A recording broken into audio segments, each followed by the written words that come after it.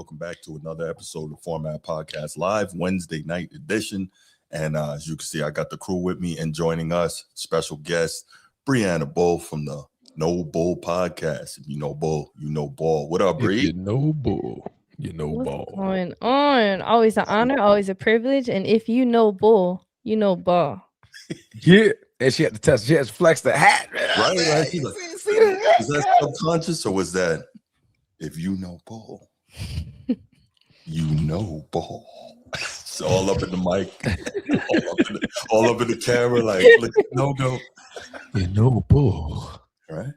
You know Yeah, I'm ready to talk ball with you fellas. It's always a pleasure. No doubt. We're gonna do that. Transformer, what's good, my brother? What's crack-a-lackin', Captain? Maintaining, you know how we do, man. You know how we do. We are here to deliver for the people, because you got to give the people what they want, man. We're here to deliver. So, you want to tell them? You want to tell us? Tell the world what you learned before we went live on the show. Right? Yeah. Let them know what's up. What did the differences between? I thought you were talking about people out here using Bruce's clips without asking permission. Well, that too. Oh yeah. Without acknowledging.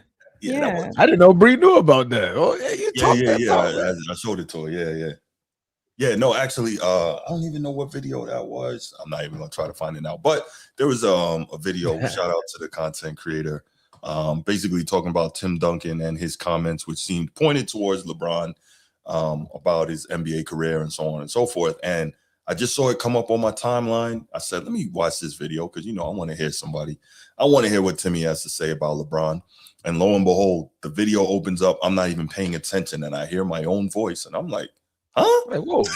Right. I look at the video, and they're using a clip of me from a show I did talking about LeBron and Tim Duncan and the the walking away without a tour, when LeBron was talking about what did he say?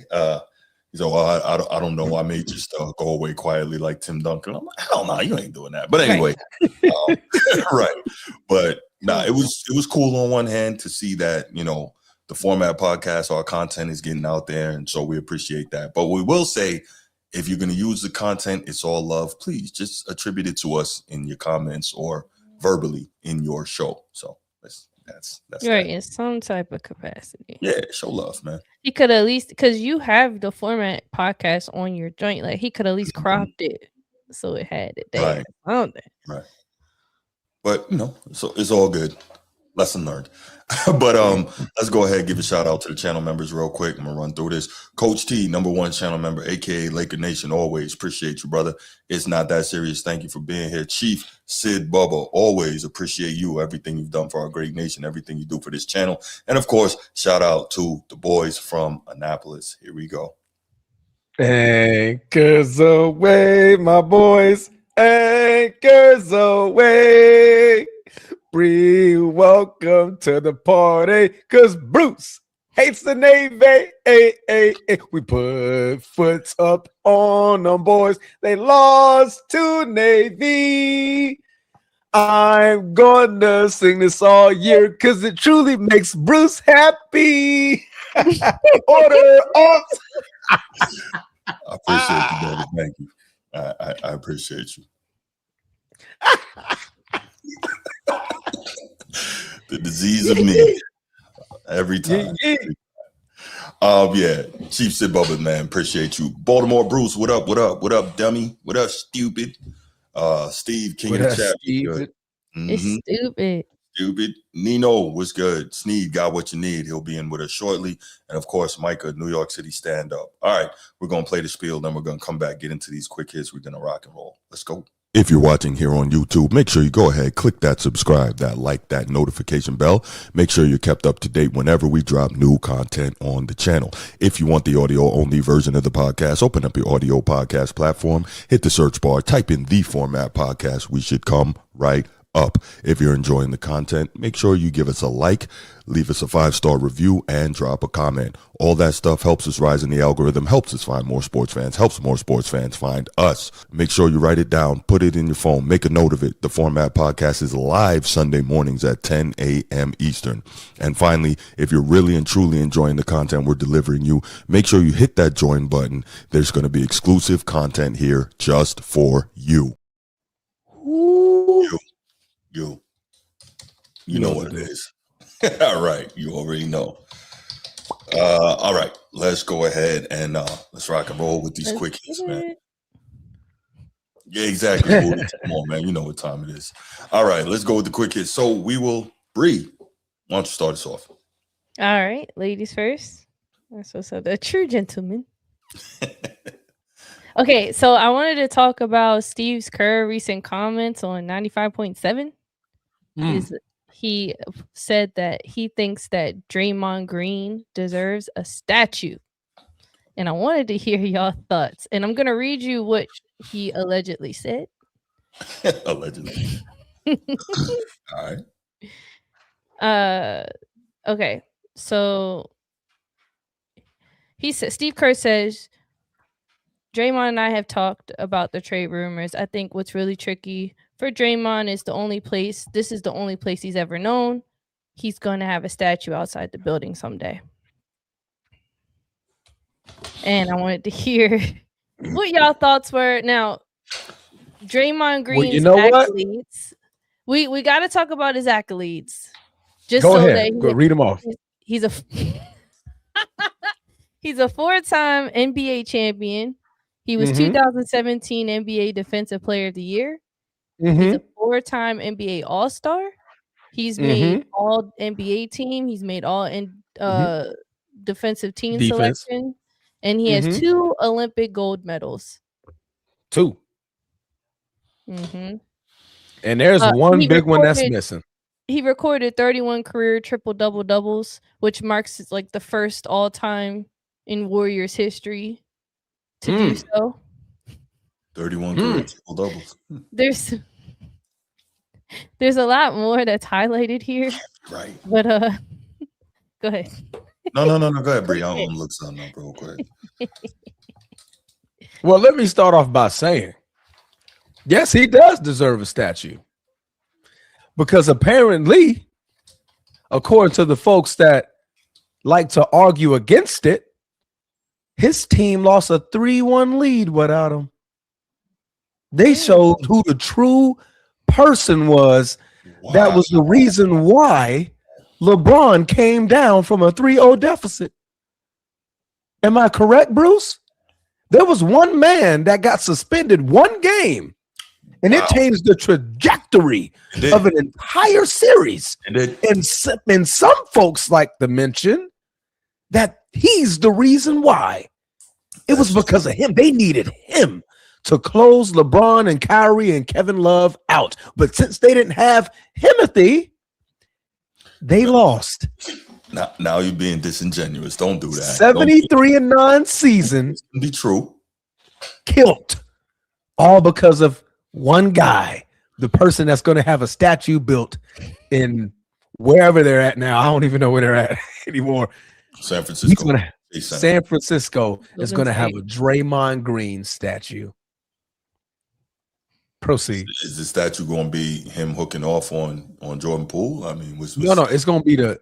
It's going to be the stomp in the groin. Oh, stomping on Domantas Sabonis' chest. Oh, okay, correct. Cool. Yeah, it's going to be the stomp. That's the better one. You ain't let that go at all. I'm just all right. So 2 things could be true. Transformer. You think you're funny? I get it. I see it. But here's the deal, right? I'm just saying his absence was integral in shifting the entire momentum of that series because that series would have been over. But that's a whole different thing. This I will say. No, Draymond doesn't deserve a statue. While he has absolutely made the most out of his career, and I will give him credit for that, he's one of those kind of dudes that has been so lucky that he fell in just the right situation. Because if we're honest, can we imagine him having the career that he's had if he had gone somewhere else and not ended up where he is? But how can we choose that? Hold on, one more thing. And if he hadn't been with an organization that allowed this dude to act like a fool for all these years. Because think about it. Do you think he's doing that in, I'm just going to pick one, San Antonio or Miami? They'd have got him up out of there. What up, man? Dalmel, how you doing, bro? Salute. Was that the interview question? Yes, sir. So my response to that is that they tolerated him because he was the key cog on that team. The key cog. Do you know when Draymond Green gets ejected, who's the next person to likely get ejected? Steph Curry. Steph Curry. Why do you think that is? Oh, no, he's the heartbeat of the team. There's no question. He has been the heartbeat of that team for years. Heartbeat of the team, the key leader, cog, emotional leader, physical defender, which is all sad. of that, bro. Once you're all of that in a bag of chips, and all I got to worry about is going out here shooting, you're facilitating, you're keeping the machine running. Defensively, you're our anchor that led us to 4 championships. Come on, man. That's tough. That's tough. It's not tough. I know it's a quick kick, so I'm not going to dive in it, but I got you. Because this ain't a Hall of Fame. We're not talking Hall of Fame. We're talking for the city of San Francisco. We're talking for the team, the Golden State Warriors franchise. Right. He's done a lot for that franchise. No, I get it, man. But statues is okay. Let's try this. Statues are a whole different level, right? That's like immortalized forever. Statues are different. And so, first of all, I don't believe he's a Hall of Famer. He's going to be one because of, being on that team and winning 4 chips, and everybody gets in the Basketball Hall of Fame. But if you look at it, and 2 Olympic medals, that counts. Right. Okay. He's not a. Why do you do that with people that you don't like, Bruce? Not about you don't like the guy. No. It's not about that. It's not about that. Because he deserves it. I just finished saying I give him credit for maximizing his career, squeezing every possible drop pause out of what he has, and maximizing every bit of ability he has, and working and doing all the things he's done. But no, he's not a Hall of Fame. Okay, we're not talking Hall of Fame. San Francisco. Yeah, what if he got a jersey hung? Would you feel the same way? Yeah, I can deal with the jersey. They're gonna get it. Yeah, no, I think you got to do that. All 3 of them dudes going to get the jersey hung, but and realistically, KD probably should get a jersey hung too. But I don't see it with Draymond, and maybe that could be a topic for another day where we could really. Yeah, she threw a topic at us. Okay, that was a quick hit. That was a quick hit. That was a good one. Okay. That was a good one. I was like, ooh, he getting a statue? I think he deserves it. I don't think he deserves that. Well, it was Steve Kerr, and we can argue the credibility of him currently is kind of questionable at the moment. So I thought that was another conversation to have too. Well, maybe Draymond told him, "I'm gonna smack you if you don't go out here and say this." Just I don't know. He been herping up Steve Kerr for years. I'm just saying. Wait a minute. Hold on. We do know Wilt Chamberlain was a Warrior, right? He don't have a statue. Hell nah, Draymond. No. Wilt Chamberlain was a Warrior. But were they even building statues then? I don't know. It don't matter. He needs one now. Even building it? Rick Barry was a Warrior. Does he have a statue? I mean, he only got 1 chip, but does he have a statue? He's done more than him, though. No. He has more rings than him. He hasn't done more than him. Let's not do that. Brought the championship more rings. It's for the city. He brought the city more rings. Okay. It's for the city. Don't think about Hall of Fame. City. No, I'm not thinking about Hall of Fame. Clout. I think he's been with the Warriors for 13 years. He got clout there. Look how many times he's been a commentator while still being an active player in the season. I just don't see that too often. And no matter how many times he gets ejected, that man has clout. Draymond he's getting ready for his post-game career. The team collapses when he's not there. They collapse every time. They collapsed on the biggest stage. They collapse in exhibition. They collapse in the playoffs. When they don't have Dre, it ain't a good day. I didn't mean for that to rhyme, but sometimes words come out on time. Here you go. Okay, Dolomite, I got you. All right, this might have to be a topic. So I like that, Bree. That was nice. That was solid. Yeah, that was good. Made me forget my damn. What the hell? Good, because I don't even want to mention that. Right. Okay, I got mine. So after the great Shakur Stevenson fight the other night, got me thinking a little more about boxing and stuff I want to see and so on, just paying a little more attention to the sweet science. And just saw today that Floyd Mayweather Jr. is suing Showtime under whose banner? Yeah, under whose banner he used to fight, and he is alleging that he is owed at least $340 million by Showtime. Yeah.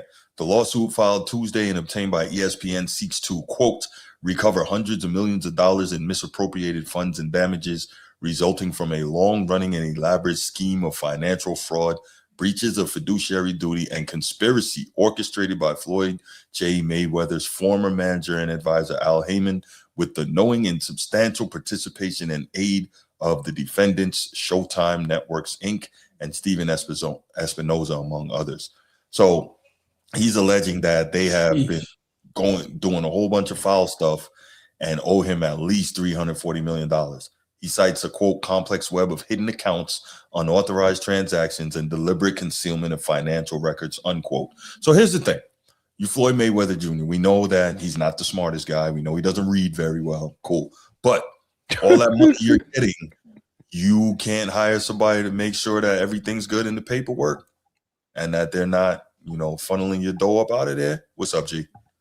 I mean, you could always get caught up by any other sorts of means. I mean, the smartest of the smartest guys had somebody steal something from them or take something over the top, skim something under the table, things like that, man. I mean, have we heard this about Tom Brady, Peyton Manning? Just saying. Not yet. Or it just haven't been, I'm not saying it's disclosed. Right. It hasn't been disclosed, possibly. Yeah. I mean, everybody don't air out their business like that. Like, hey, man, somebody took $10 million from me. Like, listen, if somebody stole $10 million from me, you'd know because I'd be on the front page with cuffs on.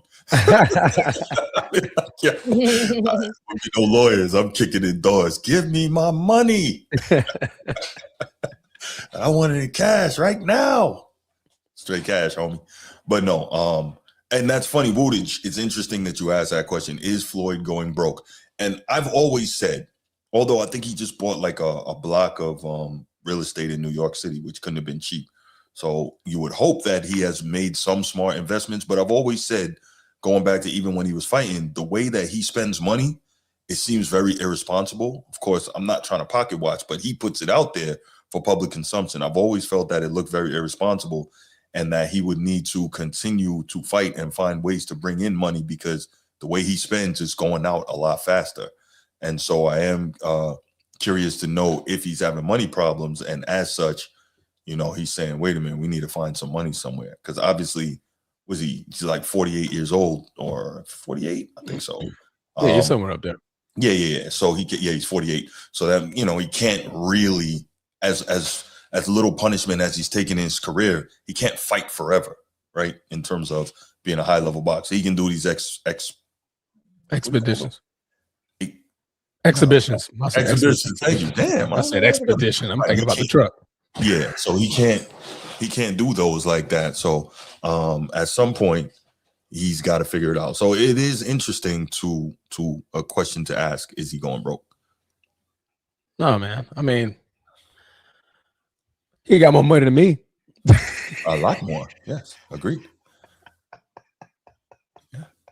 So I mean, who am I to say? I mean, he just bought his grandson real estate property too, I believe, for his birthday. Nice. That's smart though. And I mean, who knows? I mean, the one thing we know about Floyd that he's always chased the dollar. Mm-hmm. I mean, ever since he turned into Money Mayweather, he's just been about money, earning it by any means possible. But again, I mean, the man got 5 Bugattis. The man could just sell one. Why do you need 5 Bugattis? Like, he'll be fine. Maybe that's an investment though. Hopefully he's not driving them and it's just a collection and an investment because he drives 5 Bugattis. Right. Somebody that's got a lot more money than him. And we know there are a lot of people like that. They will say, hey, Floyd, I want, let's stop playing around. Yeah, let me get that Bugatti. Let me get that blue Bugatti. Right. How much you want for it? Right. However much it might be. So he's good, man. He's good. There you go. There we go. Okay. Yeah, so that's my thought. And that's my quick hit. All right. Swing Showtime. Okay. Mine is quite interesting for some of you.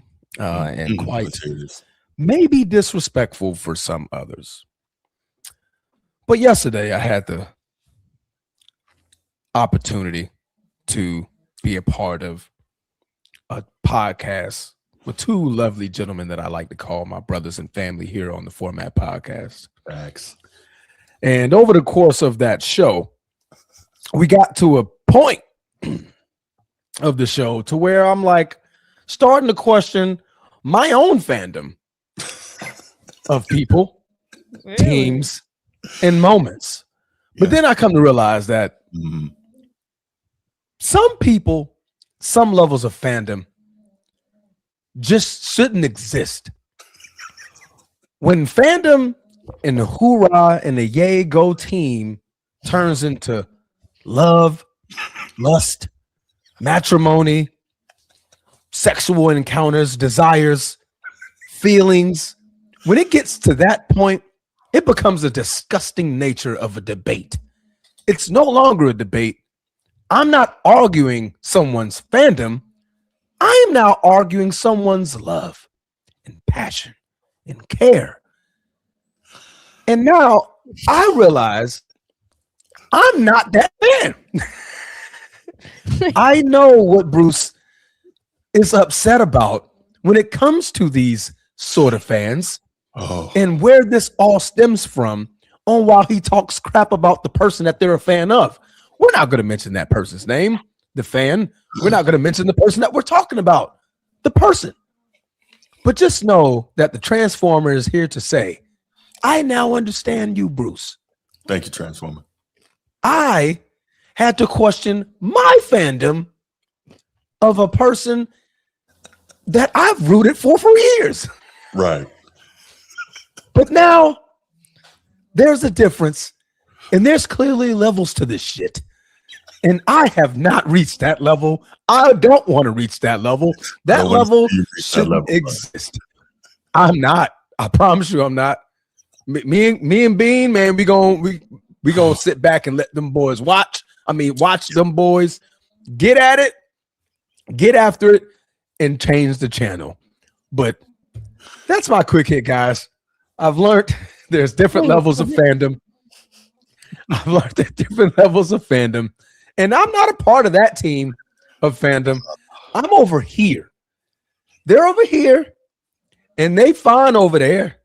It's okay. It's okay to be over there. I'm here. Go team. Go players I root for. That's my quick hit. Thank you, guys. You trying too hard to be objective, Transformer. See, Nope. that's your problem. I'm lost in the sauce. Is that a salute? Bree said, "I need to read the teleprompter." That's what she said. She said, "Read the teleprompter." Thank you, Bree. The buildup was crazy. I thought you were about to say something, and then you didn't say absolutely. You said absolutely nothing and everything at the same time. Bree, if you was here, if you were here, you would clearly understand what I'm talking about. But those who are watching would just watch the last show, preferably the last 30 to 45 minutes, and you will see. No, we got the single joint. I cut it and put it out as its own show. Yeah, it's out there. Okay. Are you talking about LeBron? No, that's this person, team, place, or thing shall not be named. And I shall keep it at that. Yeah, we okay. Just look on the channel. Respectfully, right. Caller crashes out. Respectfully, elusive. Okay, all right. Okay. Yeah, because I don't want this. This is supposed to be a quick hit, Bree. And I'm trying to make it as quick as possible. You made that quick. Right. If that was quick. I don't want to see what your length is. Oh my God. Whoa. No, my God. Bree. No. Whoa. Wow. All right. Let me take the heat off the mic. My goodness. I can't say pause because that's a please, but right. Yes. But go ahead. That is not good there. Earmuffs, kids. Earmuffs. Right. Earmuffs. All right, go ahead. But yeah, that's my quick hit, man. Yeah, no, that was good. Release the Transformer cut of the rant. Yeah, we might have to do that. Nick Wonderworker, what up? What up, man? How's life in Australia from the future, man? Man, Nick saw the video before I even put it out. You know what I'm saying? He knew what it was. You know the video, man. But no, Bree, you definitely gotta yeah, go back and watch. We'll talk offline. Mm-hmm. We'll talk offline. It's just there's levels, man. I'm not on that level. Clearly. No, not at all. Yeah. All right, let's go ahead and get to these main topics, y'all. Man. Woo.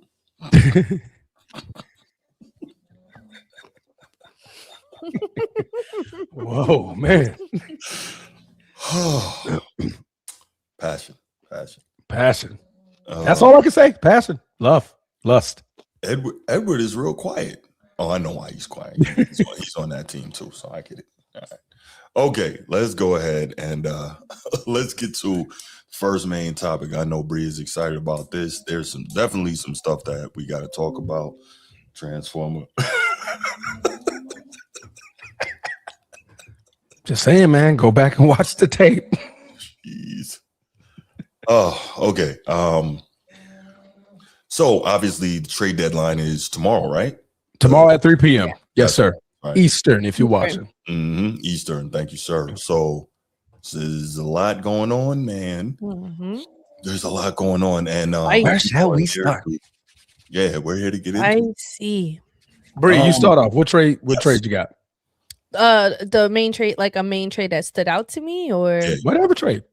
Yeah, whatever it is. Yeah. All right. I would say I thought that 5-6 team pick. Actually, I'm gonna talk about the OKC trade because yes, I like that. I thought that was weird and unnecessary, but it happened. Unnecessary for the OKC, but for the Sixers, I see you.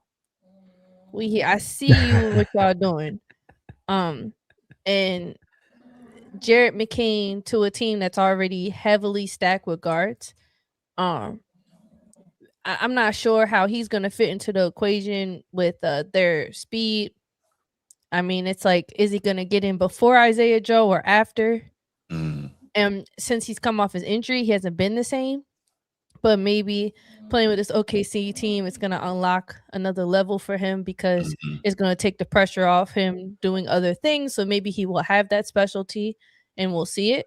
Or maybe he's just like a safety measure when guys get hurt. So that's how I was looking at it. But for the Philadelphia Sixers, I'm happy that they're getting picks, and because they're the dark horses for me this year next to the Raptors, and I just feel like they're on the up and up.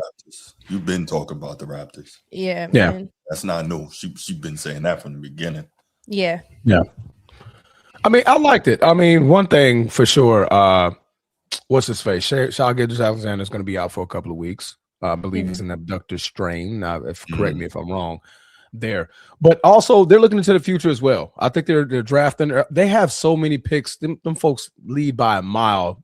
Brooklyn and now what's the third team? They just made a trade. For what? Memphis. They're like it goes first, second, and third when it comes to how many picks that these guys got over the next like 7 years, right?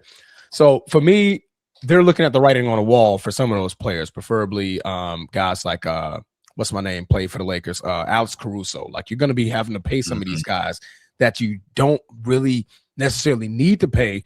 You could just bring in young studs, groom them into the system, get them guys fired up and place like pieces around them. They can maneuver money in that way, and not have to pay him like, hey, Alex, man, thank you for the championship. But we're not going to be able to keep you here. But this is why we bring in a Jared McCain. This is why we bring in another guy. So I think they're just utilizing all the boatload of picks that they got because they have a team that is already Super Bowl championship ready, and they're just fine tuning some of those things. And also, to your point, in case of an injury happens, okay, I got this. I got Jared McCain. He can flow right in, right? We saw what his ceiling looked like in a glimpse last year. What he averaged, 14, 15 points per game or something like that. Like I said, slow start this year, slow coming back, but they saw what he could do. They're like, okay, we just put him in the right position. This guy could be successful when we unleash him. So I think it was a good trade for OKC. Me personally. They also acquired Mason Plumlee too. And although Mason isn't some amazing player, he's still a great third unit guy. And if OKC wants to run dudes down, that's I think a perfect person to put in behind Isaiah Hartenstein, who's then behind Chet. Like 44 years old. He's what? Ain't Plumlee like 44 years old? How long has he been in the league? I'm about 34. He's been around for a while. I think he still gives that hustle and heart that a big man needs to give. Yeah. Playing in a third unit, he plays as if he's in the first, and he got something to prove. Mm-hmm. Gotcha. I mean, they gave up a 2026 Rockets first round pick, so theoretically that's going to be like a bottom round pick. So it's not like they gave him nothing crucial for him, and then 3 future second round picks that they're not going to freaking care about anyway because they got so many first round picks. So it's not. It's almost like trading 4 seconds for Jared McCain, man. I'm not mad at it. Just utilizing some of the picks and getting some depth. Yeah. Yep. What's the next one? I was just going to say real quick, I like that Plumlee addition just for the size and strength pause, just to have another body to throw at Jokic. I think that's smart. Obviously, we know what the damage that Jokic can do, but having more bigs to be able to throw at him from different ways and gives you some versatility defensively in how you want to deal with him, right? If you want to go into a big lineup where you have more rebounding and you have, a few extra fouls and, in the playoffs we've seen over the last few years, especially in the NBA, the physicality ramps up. So you got, a couple bruisers. Nobody's saying they're going to stop Jokic. That's not what we're saying. But just to have those extra bodies to throw at him, I think that's a very smart thing, especially if you expect to see those guys in the postseason. I like it. Yeah, me too, man. Me too. I agree. Yeah, I agree. OKC demonstrating they are the most strategic. They're in the best position, and I don't see them slowing down anytime soon. Presti's always been good. Obviously, he is the health of SGA, but and so let me say this: got to keep it a buck, right? Some of us have been, pointing out how Denver looks in the absence of Jokic. Now we get an opportunity to see how OKC looks in a prolonged absence of SGA. So that's cool. Honestly, I think that'd be fun. Jalen too. Because I don't think is this the first time we see them without Jalen and SGA at the same time? I think you're right. Yeah, it was kind of. This is starting to flash back to OKC without Westbrook and KD. Kevin Durant. Yeah, starting to get flashbacks. Oh, flashbacks. What's up, Mr. Ellis? Good to see you. Loving Aries, queen of the disagree with the Transformer gang. Man, you got one of those too? Yes. All right, no, listen, hear me out. There's this guy on Instagram because I post on there too. He comments no matter what. If I say the sky is blue, he'll come back and say it's actually light blue. I'm like, oh, you got it, bro. And so, right? but I literally posted Paige Beckers and he commented and said, she's better than Caitlyn. I'm like, okay, perfect. This is a moment for us to agree. So I said, she's way better than Caitlyn. And he comes back and says, whoa, I didn't say way better. I said, he's like, now you're pushing it. Right. I was like, I thought we were about to have a moment. All right, man. No. Nah. By the way, let me digress for a second. You brought up Paige Beckers. Bree. Hannah Hidalgo. Watch out. Hannah Hidalgo is a monster. Watch out. Is she out of Notre Dame? Yes. Yeah, but I swear to God, she's an animal. It's not because she plays for Notre Dame. She's a beast, though. She's a dog. But don't she got the NCAA record? No, what's the NCAA record? She has 16 steals in the game earlier this year. Bro, just ripping everything away. Yes. You would love her, Bree, because she gets in the crouch. She's a bully. She's a bully. And she's a killer scorer. Yeah, she's like the best point guard in the country. She's a bully, boy. I love hearing that. I'm gonna check her out. I'm gonna check it out. There'll be so much to watch, but no excuses. Shot me. No, I got you. But you all right, Transformer? Loving Aries just shot me. What'd you say? It's not that serious. Transformer ain't that special. Damn. It'll be all right, brother. You good. You special to me. Pause. You know what I'm saying? You good. Man, bro love, man. We call it bruv. Right? That's what that is. Yeah. Man, I got bruh for you, bro. Like, Shit, what? bro. What does that even mean? Brotherly love. You can't say the L word because that's that. That, yeah. Continue. Really? All right. So let's talk, I guess, the three biggest. Well, real quick, before we get into the three biggest trades, I like Vucevic to the Celtics. And Yeah, that's a nice one. That's a nice one, Bruce. Yeah, I man. like it a lot. Oh my god. Get a guy who I'm can so score inside and excited. out and add some, again, Why? size, pause, Damn. and some rebounding. Am I? Breathe. Nice. I Tone love that seeing shit I the love F seeing a down, guard. bro. I love seeing a guard center trade, first of all. And I've been called Anthony Simons being they were trying to trade him when they acquired him at the beginning. Mm-hmm. Yeah. I'm excited for the Bulls too. But this Celtics grab, because Keta, as much as we love now, they've been killing with Keta. Vucevic is a system guy. And the Celtics have one of the best systems in the league. I'm glazing right now, but it's glazed donuts over here. Oh my God. Bring on Bro, fire. Vucevic, I feel like that's a fundamental big that the game, it's so scarce nowadays to have a fundamental big like Vucevic. He's going to give you rim protection. I think he's going to pair really well with Peyton Pritchard. Okay. And I'm really excited. I think Jaylen Brown's probably super excited too. I think the whole organization is. No, absolutely. I mean, it fits. I mean, to everything you said, Bree. I mean, you're on point. I saw that trade and I was like, ouch. I don't want to hear Bruce celebrate about this. Celebrate, Bruce. Like, what? I'm like, this is a great trade. Why them? Why? I can't wait to hear what Bruce got to say. They could have said Philly or freaking God damn, like them. They got better, man. They got better. That's a key. That's going to be a key cog in this championship run. East is wide open, and obviously they see better for sure. Yeah, they see that Jaylen Brown and that Celtics team is not laying down for nobody because Jason Tatum is out, man. They're taking advantage of it, and obviously they're putting the pieces together, man. I like the trade. I hate to say it, man. I like the trade. Really nice.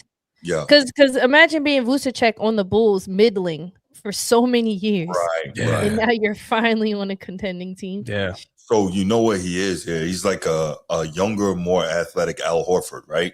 He's going to defend on that side of the ball. Obviously, nobody's saying he's like Mutombo or Dream, but he's going to defend. He can, on offense, Joe Mazzulla loves this. He can step out and knock down the three. He is a shooter. I think he's like 37% from three this season, and in his career, it's about 35, so league average. But this season, he's 38% from three, so he can step out, knock down that three. So he's got that going for him. He can get into the post a bit. Being a European player, as you said, Brianna, he's got those fundamentals. He can pass. He can handle. He can shoot. So it is a really good fit, I believe. And so I like it a lot. And he brings rebounding.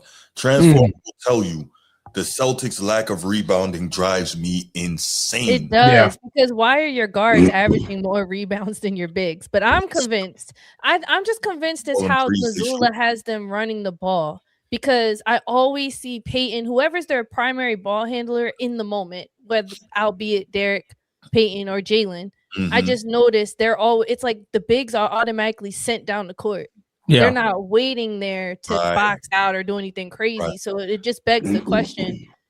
I think that's why even Jason Tatum last year averaged so many rebounds, like almost 8 or 8 plus. I mean, they also shot 50 threes. Right. That's like, yeah. A lot of rebounds, you shoot a lot of threes.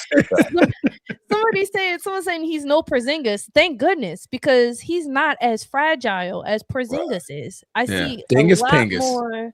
Yeah, I just see a lot more durability out of Vucevic. So good for the Celtics, bro. Yeah, for sure.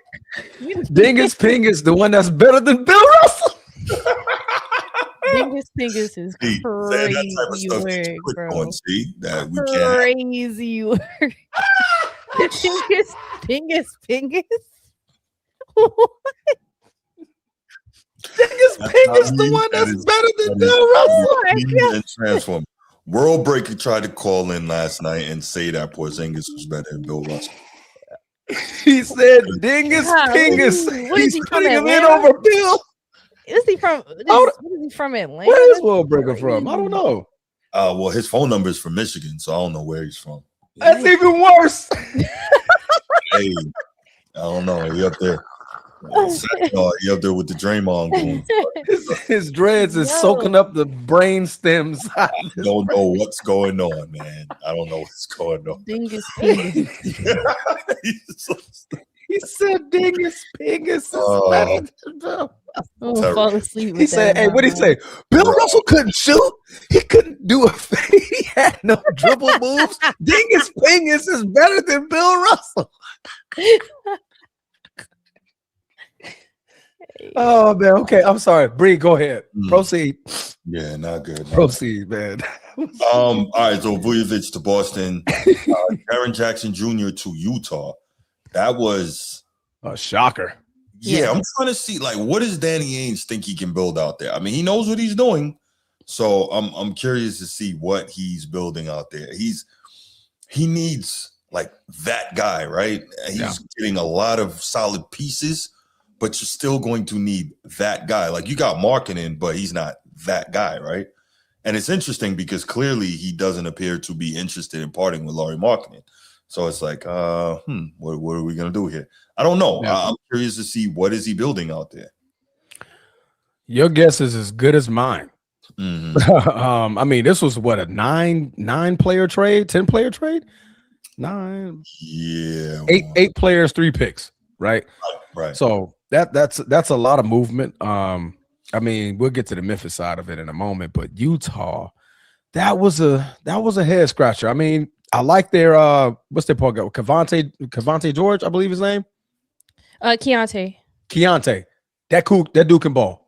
He can. That dude can ball. When they traded off Colin Sexton, I was a little concerned for the Jazz with their scoring abilities, but Isaiah Collier has proved time and time again he can step up and take over in the point guard position. But once Walker Kessler wasn't really in the picture and John Collins left, I was concerned for the Jazz and in like a option things. Just to your point, just like who can they lean on? Because Keontae's always been more defensive, but he's showing up these days. These days, yeah, he has to, But so here's the thing: do we believe that the Jazz are going to be bad enough to get one of these super freshmen that's coming out this year, coming out in the draft? No, because they got one. They got Ace Bailey. So, I mean, so like they got guys to build around. Can they build around an Ace Bailey, Walker Kessler, Keontae? I keep calling Cavante, Keontae George, Lauri Markkanen, Triple J. Now, if you can't build around that, you need a new coach. I was about to say that sounds like a nice core, but it's like, okay, that's a nice core, but what is it? What is it leading to? Right. Also, Jaren Jackson isn't going to grab no damn rebounds. Yeah, that's for sure. And in his super max deal, he went from a super max deal to whatever the Jazz is paying him. I didn't look at that contract, but I'm glad this is going to humble that man. Hopefully, we'll see him play better because getting more money clearly didn't make him step up at all. Well, yeah, I don't think that was a stat thing. I think because he didn't make an NBA team, he got voted out. Like, I think like the new stipulation now, you have to make an NBA team, all NBA team. Yeah, to get the super maxes. Yeah. So since he didn't make that, he was not eligible. He still got like a $220-something million contract. That was crazy. For no reason. He got $220 more million than I do. Now, one of the sleepers in this trade is Vince Williams Jr. I think on this Jazz team, I just think like on the Grizzlies last year, he did a lot for them more than Gigi Jackson. He was very complimentary to Scottie Pippen Jr.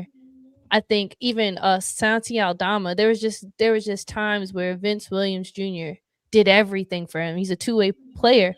This year, he came off an injury. They didn't utilize him. Even when he came back, I kind of feel like they were sleeping on him. And so now he's on this Jazz team. I really think he's going to get a lot more burn and become that guy. That's my prediction for that. Okay. All right. I like it. I just want to see what Trader Danny is trying to build over there, because he's got a plan. The question is, can he make that plan come to fruition in Utah, where nobody wants to be, right? And on the flip side of that deal, the Grizzlies have 13 first-round picks over the next 7 years, so they're loaded up too. Yeah. So, maybe they're going to trade some of those and try to, I don't know. Oh yeah. Clearly they are looking at getting one of these studs coming out in the draft. So yeah, I mean, and then the next question is Ja gone or no? Because that's why this was the shocker for me. I'm like, damn, Triple J gone before Ja? That was interesting. I was right? like, what? I was like, okay. So the problem I think with Ja Transformer is that you can trade him, but is he, first of all, he's a head case. But secondly, he's told us where he wants to be. So if you trade him somewhere he doesn't want to be, he's not going to sign the extension. So that is becoming problematic in terms of moving this guy. Yeah. How many years he got left on his deal? 2? I think it's 2. Okay. Like, I know Sacramento was a big name in the discussion, but they're like, yeah, he's not extending in Sacramento, right? And we get it. I mean, who would? If you're saying that you wanted to go to Miami, you're not extending in Sacramento, right? It's just a total opposite end maybe, of the United States. Again, maybe that's some place that he needs to be, someplace like that. So I don't know. Because I don't think they got to shut up, Brian. Right. Yes, but like we also talked about, maybe Miami is the good fit because the Godfather, I have him right. So, maybe. But yes, trouble will always find you if you always. I was gonna say Miami's a lit city. Absolutely. And also, speaking of trouble, I'm not sure who said it. Was it maybe? I'm not sure who said it about Michael Beasley. Said something about John Morant's dad and how it was Michael Beasley. Yup. Okay, how his money changed his dad and the way he acts is the reason why Ja acts how he does. And you two being dads, I was just kind of curious what you thought about that. That should have been a quick hit. But Transformer, you want to start or you want me? No, go ahead. Go ahead. No, I'll just say, and I think we have talked about this on the show.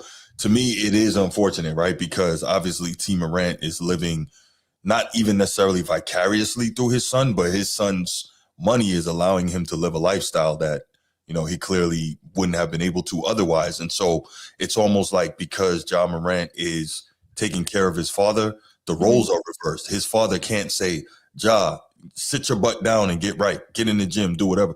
Because Ja can say, Negro, I'm paying you, man, get out my, you know what I'm saying? Like, so the fact that Ja has all the power with all the money and that T is basically living off of that, he can't stand up and still have that relationship, right? Like, as a father, as you get older, you become more, as a parent, period, you become more friendly with your children, but there's always still the line of demarcation.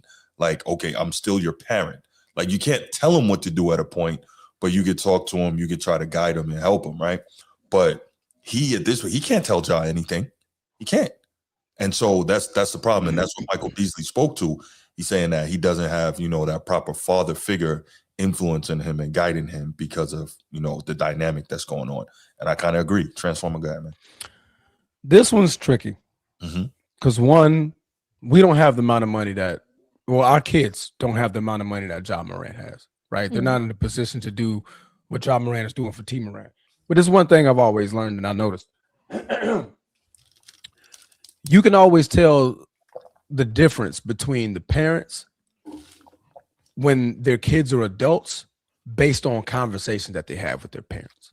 Yeah. And you can tell what level of respect was instilled upon them while they was kids. For example, my mama, my mamas, because I got multiple mamas. Right. There's still certain things I will dare not to say. Facts. Around my parents. Right. My daddy, I can speak freely with him. Man. Yeah.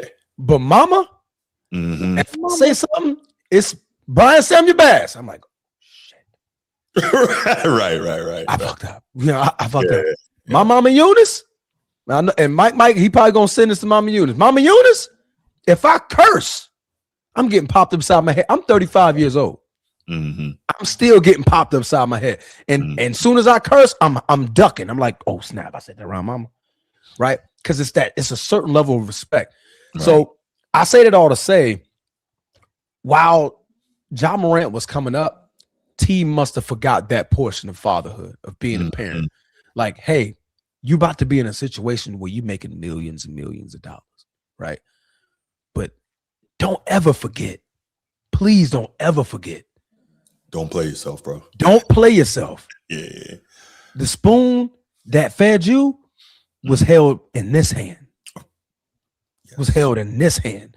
Your basketball games, we took you to those games. You played basketball because your family and your parents had the ability to put the ball in your hand, to buy the basketball, to buy the court, to buy the clothes, to put you in the gym, to take you to the gym, to drive you to the gym, day after day after day. Go to them games, show up to the meetings, go to nowadays. What do you call that? Not ICU. I'm thinking about the hospital. AAU. They go across the country. Intensive care unit. I see you. You know what I'm saying? They go across the country. Right. You know what I mean? So I'm driving to Sacramento. I'm driving to Portland. I'm driving to Miami to get you in these camps to make sure you have the best opportunity to succeed. But please, son, don't ever forget. Don't never forget. Don't let no amount of money should be able to change the difference between me being a father and a friend. Now, I'm going to be your friend on your success, but when it's time for me to be the father, I need you to understand the difference between the two. That's the respect I have for my mama Eunice and my mama. Because ain't no amount of money, and I make more than my mama's. Plenty more. No level of money is going to change that attitude that I have towards my parents. That's a fact. Yeah. No, yeah. absolutely. I feel like I'm glad Michael Beasley said something because it was apparent that the camp of Ja Morant and his PR team, if he has one, has been letting him down. And I'm hoping that if Michael Beasley as a man called out another man, hopefully the reception from his camp is okay. Let's make some changes. Something. So, I got a quick question on that. What do you think would have happened if T. Morant ran up on Michael Beasley talking about, that's my MF son. Don't talk about my son. Bam, God.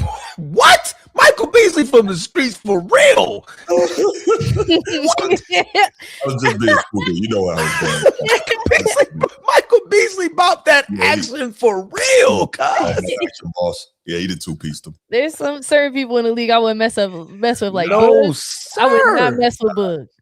Heck, no. Beast, man, boy, that man literally has a mental illness. Yeah, you don't. He's allowed to play. He was just that good. Yeah, no, he was good. bro will mess that man up. Or would be turned from T to Tom Morant. Guy, he would have been that guy if everything would have went. Yeah. How many guys are like that though? You know what I'm saying? Plenty, man. Yeah. Plenty. They say a dude that was better than Jordan. We just never got to see him. Yeah. It's environments, man. The environments that you're in. For sure. All right, let's go to the last one.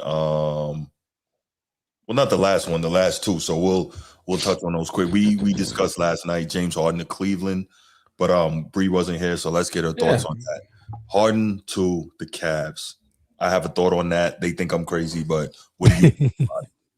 I'm excited. I know the rep that James Harden gets, especially late in the fourth quarter, on big games. But what I love about him going to the land is they already have their core 4 or core 3 now that Darius is gone. And I just feel like now James Harden isn't the first, second. He might be that third option. And I think him, just like James Harden coming off the bench at OKC kind of made a name for him and got him started. I think him going to the land, they're not going to maybe have the ball in his hands in last big games. They're going to put it in his spider hands maybe. And so I feel like because of that, then now James Harden is going to step up when it matters. And we might see some really great basketball from him in the postseason. I just think the weight has come off his shoulders. I think I'm excited to see him back in the East. I said that last night on your stream. I'm really excited to see him on the East because, like you said, it's wide open. And a guy like James Harden, who dribbles the air out of the ball, he does not have to do that in Cleveland. And so we might just see this James Harden. Yeah, I miss the James Harden where he wasn't number one. And I think this is going to be a perfect opportunity. He's going to be a real contender, and he hasn't been that in a long, long time, if ever. So. Do you think this team is going to stay the way it's constructed, Bree? Just in addition to him, like the way it is now? There's no I'm just asking. Well, they just made moves with Lonzo Ball, which I'm glad they. I'm seeing the little things that they do. I didn't look at their apron to really see what kind of flexibility they have, but the way Jarrett Allen was balling recently with that, he had like a 40 ball. I can't tell if that's because he knows he's about to be gone or because he knows he was like, yeah, y'all better keep me. Sometimes I just never know with that. Like when guys ball like that out of nowhere, it kind of gives me a thought like, is he about to be shopped around? But I would say out of everybody, it's Cleveland and OKC who has that continuity. And Cleveland and OKC. Yeah, who has continuity over these last 3 years? I would say they have the highest continuity. Good. Not Boston? They just got rid of Porzingis last year. But they still have, clearly you can. Okay. They shook up. They got rid of Drew Holiday and Porzingis. Like their core. That was like their core. Okay. And Dingus Pingus. They got rid of Dingus Pingus and Drew. Drew was their number one defensive player. And they straight said bye for Anthony Symes. And then they got rid of Luke Cornett, who was like their go-to. That was the shocker to me too. Yeah, I didn't like that. I didn't like that. He was balling in the playoffs last year. I love him on the Spurs though. That's great. Right. And they're doing all right. So clearly they're making the right moves. But shout out Brad Stevens. Shout out Brad Stevens. Just saying, you got rid of Dingus Pingus when he's better than Bill Russell. Like, how do you do that? That's not continuity. That's buffoonery. So you get rid of a guy that's better than Bill. Don't make me hang up on you too. Because Cleveland, they got rid of Karis LeVert. You feel what I'm saying? Like who is that? Last time we heard him was in the bubble. And then and DeAndre Hunter. Those weren't like their go-to guys. So I kind of faded in the playoffs. They had their big three for 4 years now. Okay, I'm just looking at what Boston is doing. Obviously, Derek White, Jaylen Brown, Peyton Pritchard, and whenever Tatum comes back, like you've got that core right there, and that core has been there for some time now, right? 3 or 4 years. So that's why I brought that up. I get that they let some guys go and moved on from some dudes, but I think that they have general continuity among their most key players.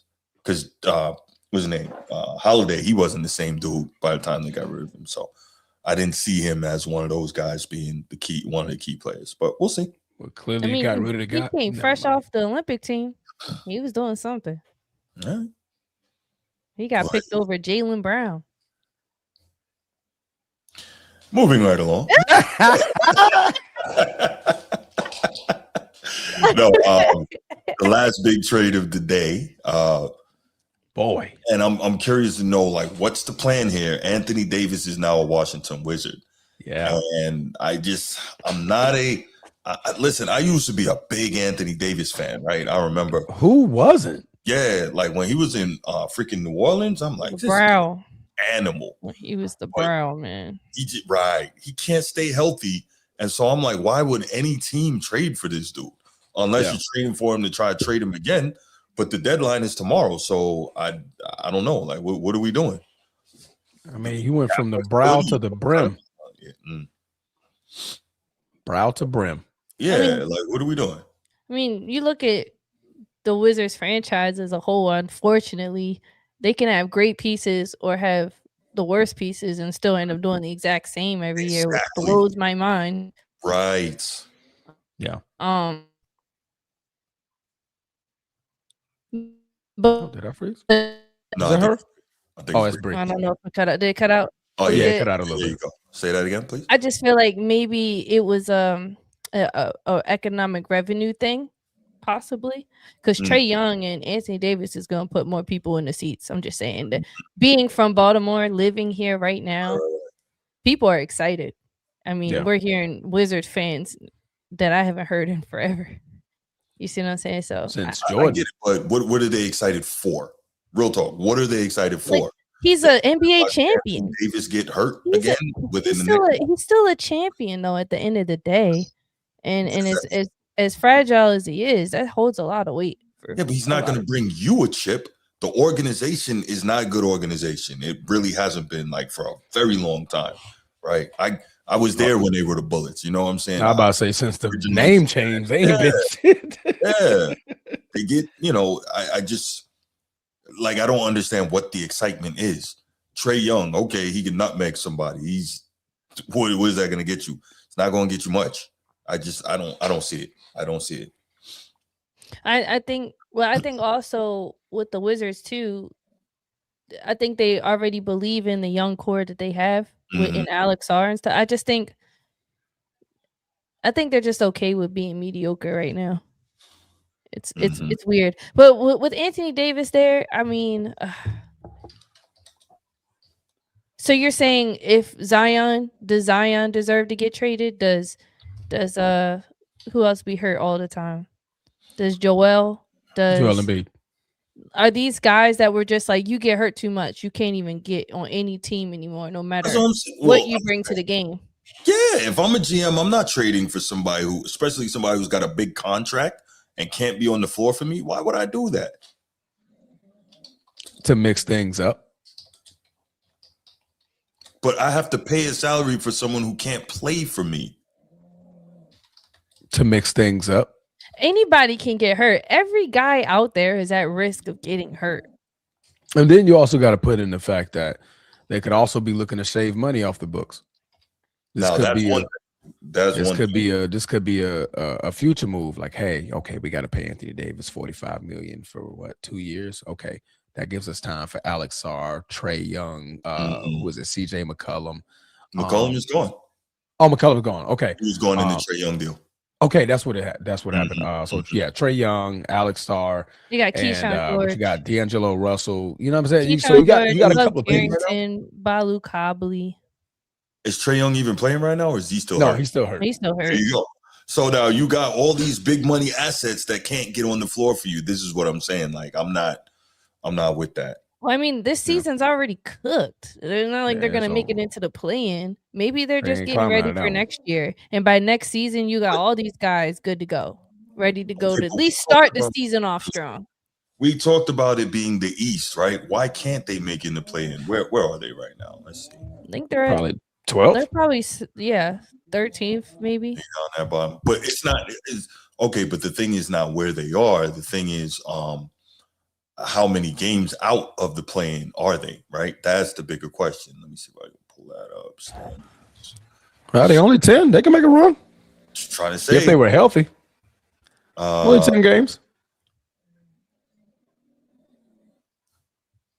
Exactly. 10 games. Why not? Yeah. If guys are healthy and you have a strong second half, you can make a surge and get into the play-in. Why can't you?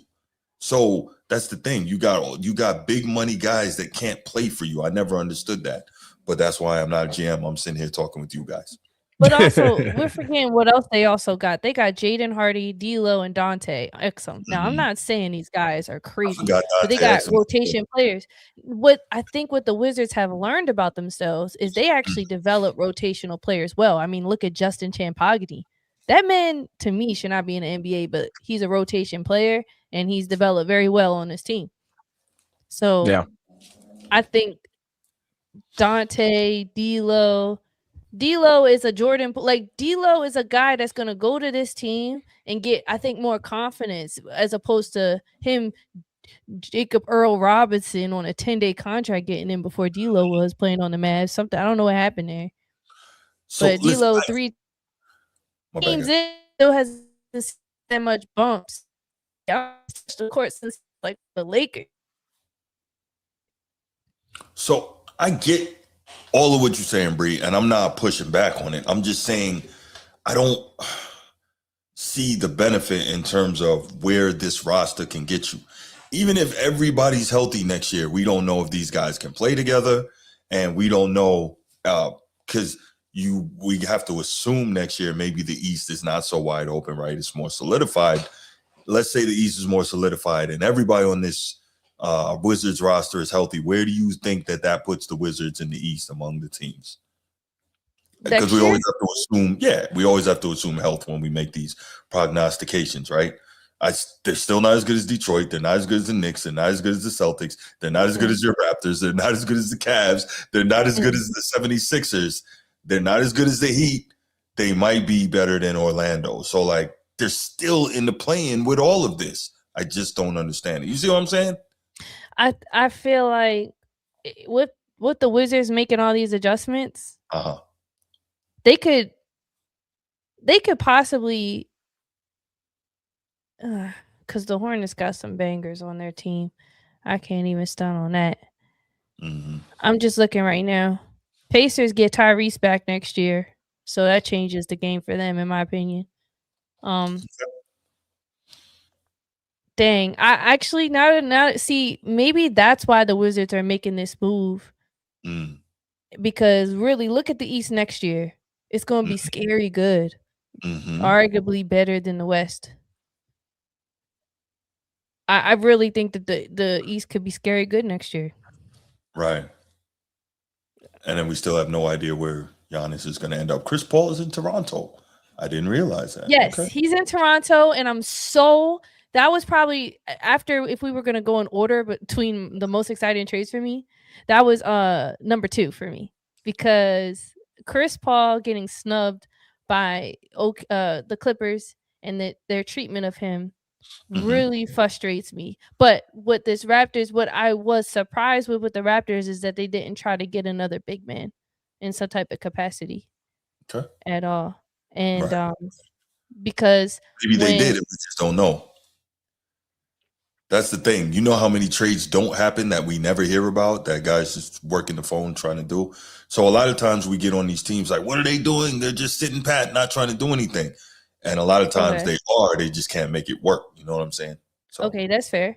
That's fair. Because when Pirtle is out the game, then Scotty Barnes has to be their big man. And I worry for them, because that's not going to help y'all in the playoffs at all.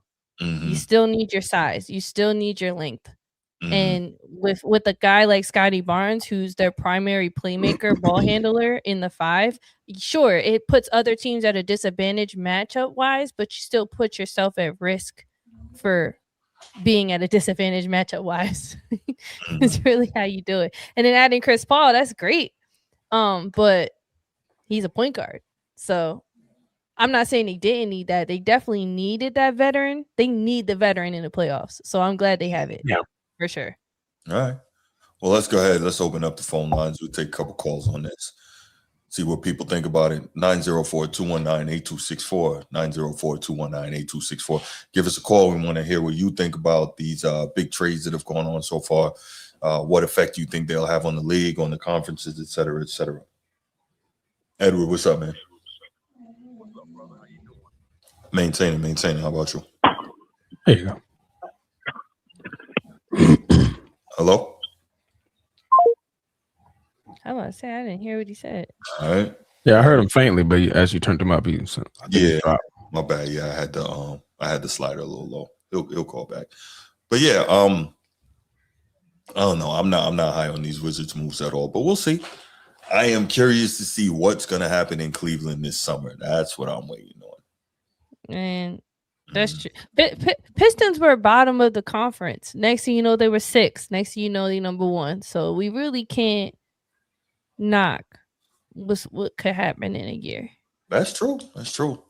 And again, I agree with you, wholeheartedly agree about the Pistons desperately needing that number 2 scorer. Who that is, I'm not sure, but I mean, maybe they're trying to make something happen. Who knows? What's up, Edward?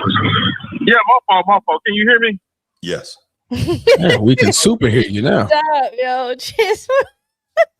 Oh, my fault. I'm in this tractor. Hold on, I'm about to get ready to stop. But anyway, good afternoon, Mrs. Baltimore. Good afternoon, Transformer. What's happening, bro? And good afternoon, grumpy old man. But anyway, let's keep going. This is what I would say. I like the trade for Charlotte. They got Cody White. they added him. Let me just start off with that one. I don't think y'all had talked about that because he had got traded. Yeah. Now I think what they said about Chris Paul, they finna Toronto finna buy out his contract. That's what I saw on Twitter. I forgot who reported. I think it was Sean that said something like that. So I don't know. I mean, what's the issue with that? I know the issue with him and the Clippers. We had organization. We ain't gonna talk about that. Wait on the Patreon. By the way, you know, Harden said that he denied that he asked for the trade. That's cap. That is bull crap. Yeah, that's crazy. I'm just saying what he said. Yeah. That's all. Yeah, I know. Because for the fact of the matter is that you had a no trade clause. Mm-hmm. You gonna sit up here and talk about that, man? You did not know you was gonna get traded. Come on, man. Mm. I think it's like 3 players, if I'm not mistaken, in the NBA got a no trade clause. Him, LeBron, and Bradley Beal, if I'm not mistaken. I think Bradley's over. Oh, okay. Yeah, I think Bradley's done. Okay. Yeah, and with the Jaren Jackson trade, I mean, hey, man, Memphis tanking right now because I think they just traded their other center. I forgot his name. He's got traded too as well. I think he went to Utah also. A part of the Triple J deal? Triple J deal. There you go. Yeah, he got traded. I mean, we know about the James Harden situation. You knew about that. I mean, I said this here. Now, Mrs. B-Boy, did you say you could see James Harden being like the third or fourth? I'd say the second or third option on that team. The Cleveland? For Cleveland? Yeah. Yeah, I think he's going to be their third option. Yeah, that's what I told Steve. Yeah, that's what I told Steve yesterday. He said, he's going to be like the second option. I'm like, not. Over Evan Mobley? No way. No way. Absolutely. I don't think Mobley's going to let that happen. Yeah, that. And also, now with the Washington trade, when they got AD, D'Lo, I think they might end up buying out D'Lo's contract. I know Dallas just wanted to get away from that contract what he had. I can see the same thing with AD, but I don't know. But now this is what I said to my brother earlier today. I just said I am projecting next season. I can see Washington with them adding Trae Young, and he's going to be with Alex, and we don't know what AD is going to be like. I can see them probably be somewhere in the play-in next season. Them, and I would say this season now coming up, I can see the Charlotte Hornets being in the play-in because they added Cody White. They on a tear right now. I think they've been on an 8-1 streak right now. 8-2. 8-2. Okay, yeah, 8-2. They're right on the outside of the play-in right now. Yeah, man, because I don't know what's going on with Orlando. They just horrible. Pablo Banchero has been inconsistent. Man, they ain't making no moves. So if the Wizards was healthy right now and they had, I can see them probably being in the play-in right now. I mean, because Trae Young, he gonna, you know what I'm saying, that pick and roll, law threat with, you got AD and you got Alex. I mean, I can see them making, doing their thing, but as of now, they just sit down, just chill out. It's Chocolate City. Man, just kick back, you know what I mean? But other than that, that's all I got. And Bruce, man, you gotta stop being mean, man. You being a bully, bro. Bruce is like the nicest person I know. Thank you, Bree. Bull crap. You do not, ma'am, you do not understand this dude. He is a bully. Hey, get real when you got ma'am. Ma'am, he is disingenuous. He's very disrespectful. Bree, don't listen to this guy. That's not the case at all. It is the case. You are one. All right? You are one. I get harassed at 8 o'clock, 7 o'clock in the morning. I know you're not talking, Edward. I know you're not talking. Bruce, I'll wake up and see BS from you, man. Get out of here. Come on, man. Let's not do this. Let's keep the show rocking and rolling, keep man. It greasy. Man. No, you be you. For the ladies in the Bruce, you being you right now, you're going to do world breaker like that, man. That man was trying to give his opinion. Hey, that man was, you know what? We're not even going to do it. But, okay. All right, baby. All right, Water. Mike, what up? This is the Transformer Brothers episode. What it do? What's going on, man? What's going on? Miss Bree, how you doing? First time hollering at you. Hey. I'm trying to see though, bro. So I don't really care about no draft with the list. Can't hear you, Mike. I said, man, I said, only person I give in the draft I give care about is the Grizzlies. You good? Can you hear me now? Yeah. Yeah, bro. That's the only people I give a care about. So I'm like, I hate for my boy JJJ. You know what I'm saying? But it is what it is, man. But I got a question though, bro. Yeah. What y'all say about Josh dad again, bro? What y'all say about his dad again, bro? The report No, from Michael Beasley? No, Josh's father. What were we saying about Josh's T. father? Morant. Yeah, what y'all say about? Yeah. He the Beasley piece, right? Yeah, well, Beasley said it.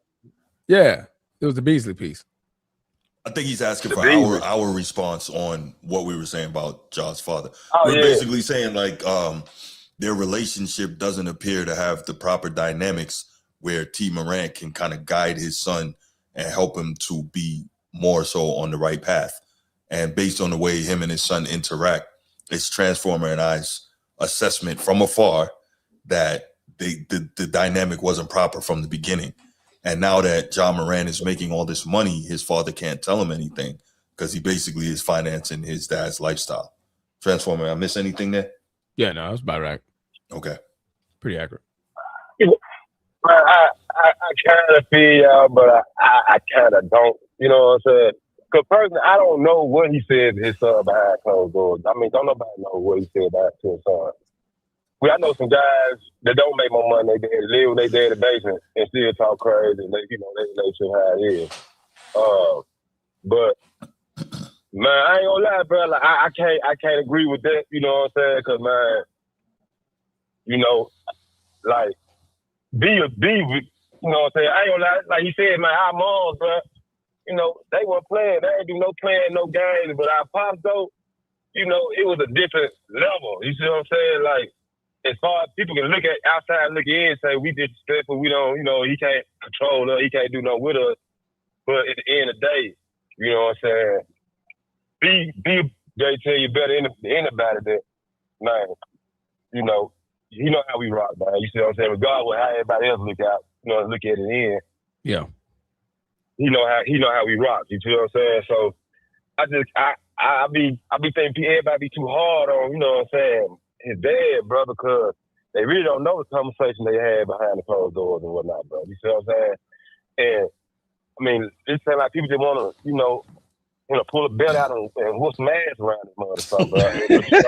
You too wrong for that. You feel what I'm saying? Right. You too wrong for that, bro. You got to be, you know what I'm saying? Man, I don't agree with everything, John doing and whatnot, but there's a lot of people that talk good about that man, though. You feel what I'm saying? Mm-hmm. Besides whatever the media tries, man, but a lot of people do talk good about that man, though. So I think his dad doing a great job, but to be honest with you, man, I think everybody just be too hard on that man. All got something to say, and now we got, you know what I'm saying, really don't even know what they, you know what I'm saying, what goes on behind closed doors. You feel what I'm saying? Mm-hmm. No, that's fair. But yeah, but yeah, that was, you know what I'm saying, that's basically what I had to talk about though, bro, because I don't really, all the other, you know what I'm saying, little shit going on in the draft, man. If it ain't, you know what I'm saying, got nothing to do with the him, man, I ain't really worried about it, man. I hear you, bro. But hey, man, hey, y'all keep doing y'all thing though, bro. Still listening, man. You know what I'm saying? And hey, y'all keep doing your thing again, man. I love it, bro. I love you too, boy. Hey, appreciate you, Mike. Thanks for the call, brother.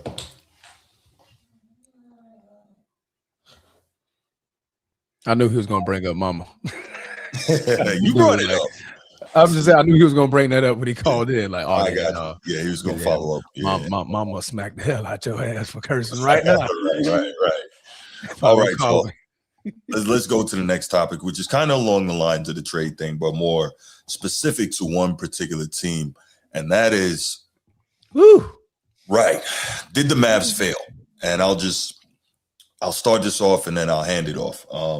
So obviously we know last season the bombshell trade of the year, right? Turn around. Hand it off. But no, the bombshell trade of the year, obviously the one that all had us thinking our phones were hacked, etc., was Luka Doncic literally in the middle of the night, right around midnight, getting traded to the Lakers for Anthony Davis, pretty much straight up. And that shocked everybody. That shocked the basketball world. Hell, that shocked Luka.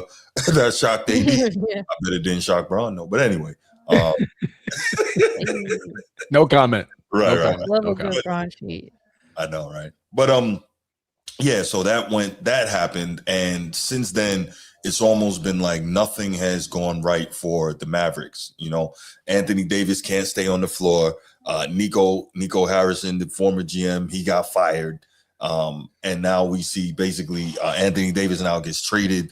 The Mavs are basically cleaning house, and the only real asset they're left with is a Kyrie Irving, who is trying to work his way back from torn Achilles. But you know, he's an older player. As good as he is, he's still working his way back from that. I think that's a scary one because he's a guard and he's so herky-jerky, so much lateral movement, that his Achilles is really going to need to be, you know, super strong in order for him to get back to playing anywhere near the level he's capable of.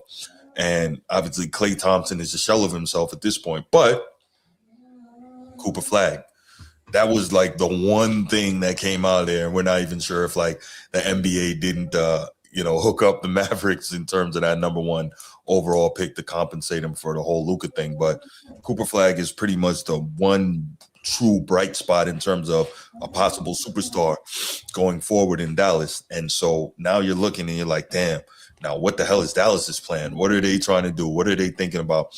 Are they now possibly going the youth movement and trying to tank for one of these super freshmen coming out, whether it's was it Darren Peterson or AJ DeBanza or freaking Cameron Boozer, you know, one of these guys. There's some serious players out there coming into the draft this year. So to the point real quick before I hand it over to Transformer, who was Jamal Mashburn was saying that if Cooper Flag had not reclassified and was in this draft class, the one he's supposed to be in, he wouldn't be top 5. They're saying that's how good this draft class is coming out. So I don't know what Dallas is trying to do, but the question before we even get into that is, did they fail with this move? So Transformer, let's go.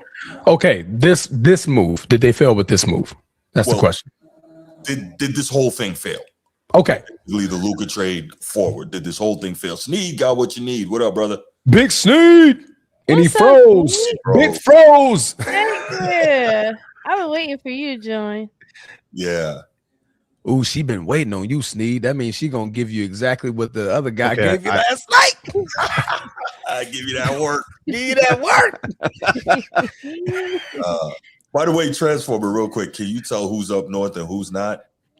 Yes, absolutely. With hoodies on, we chilling. Yeah, tees. It was like 78 degrees. Man, I today, don't even know why I came here, bro. I should just leave. Man. And he's in the basement. It's even worse. But no, man. So the Luka trade, did it fail? And everything that came after, the whole plan. Yeah. Everything that's come after, to be determined. Okay. To be determined. To me, man, Dallas caught a bad string of luck as well following this trade. Mm-hmm. I mean, obviously, you should have known what you got with Anthony Davis, right? Mm-hmm. I mean, that goes without question. But now it's just to the point where, okay, when he was a Laker, when he was a Pelican, you expected like hamstring, like some like, you know, typical injuries. Now you were just getting the dumbass injuries. Like it was just like he stumped the ground and got hurt. Poked in the eye, out for 2 weeks. He punched, he hit somebody in the freaking elbow.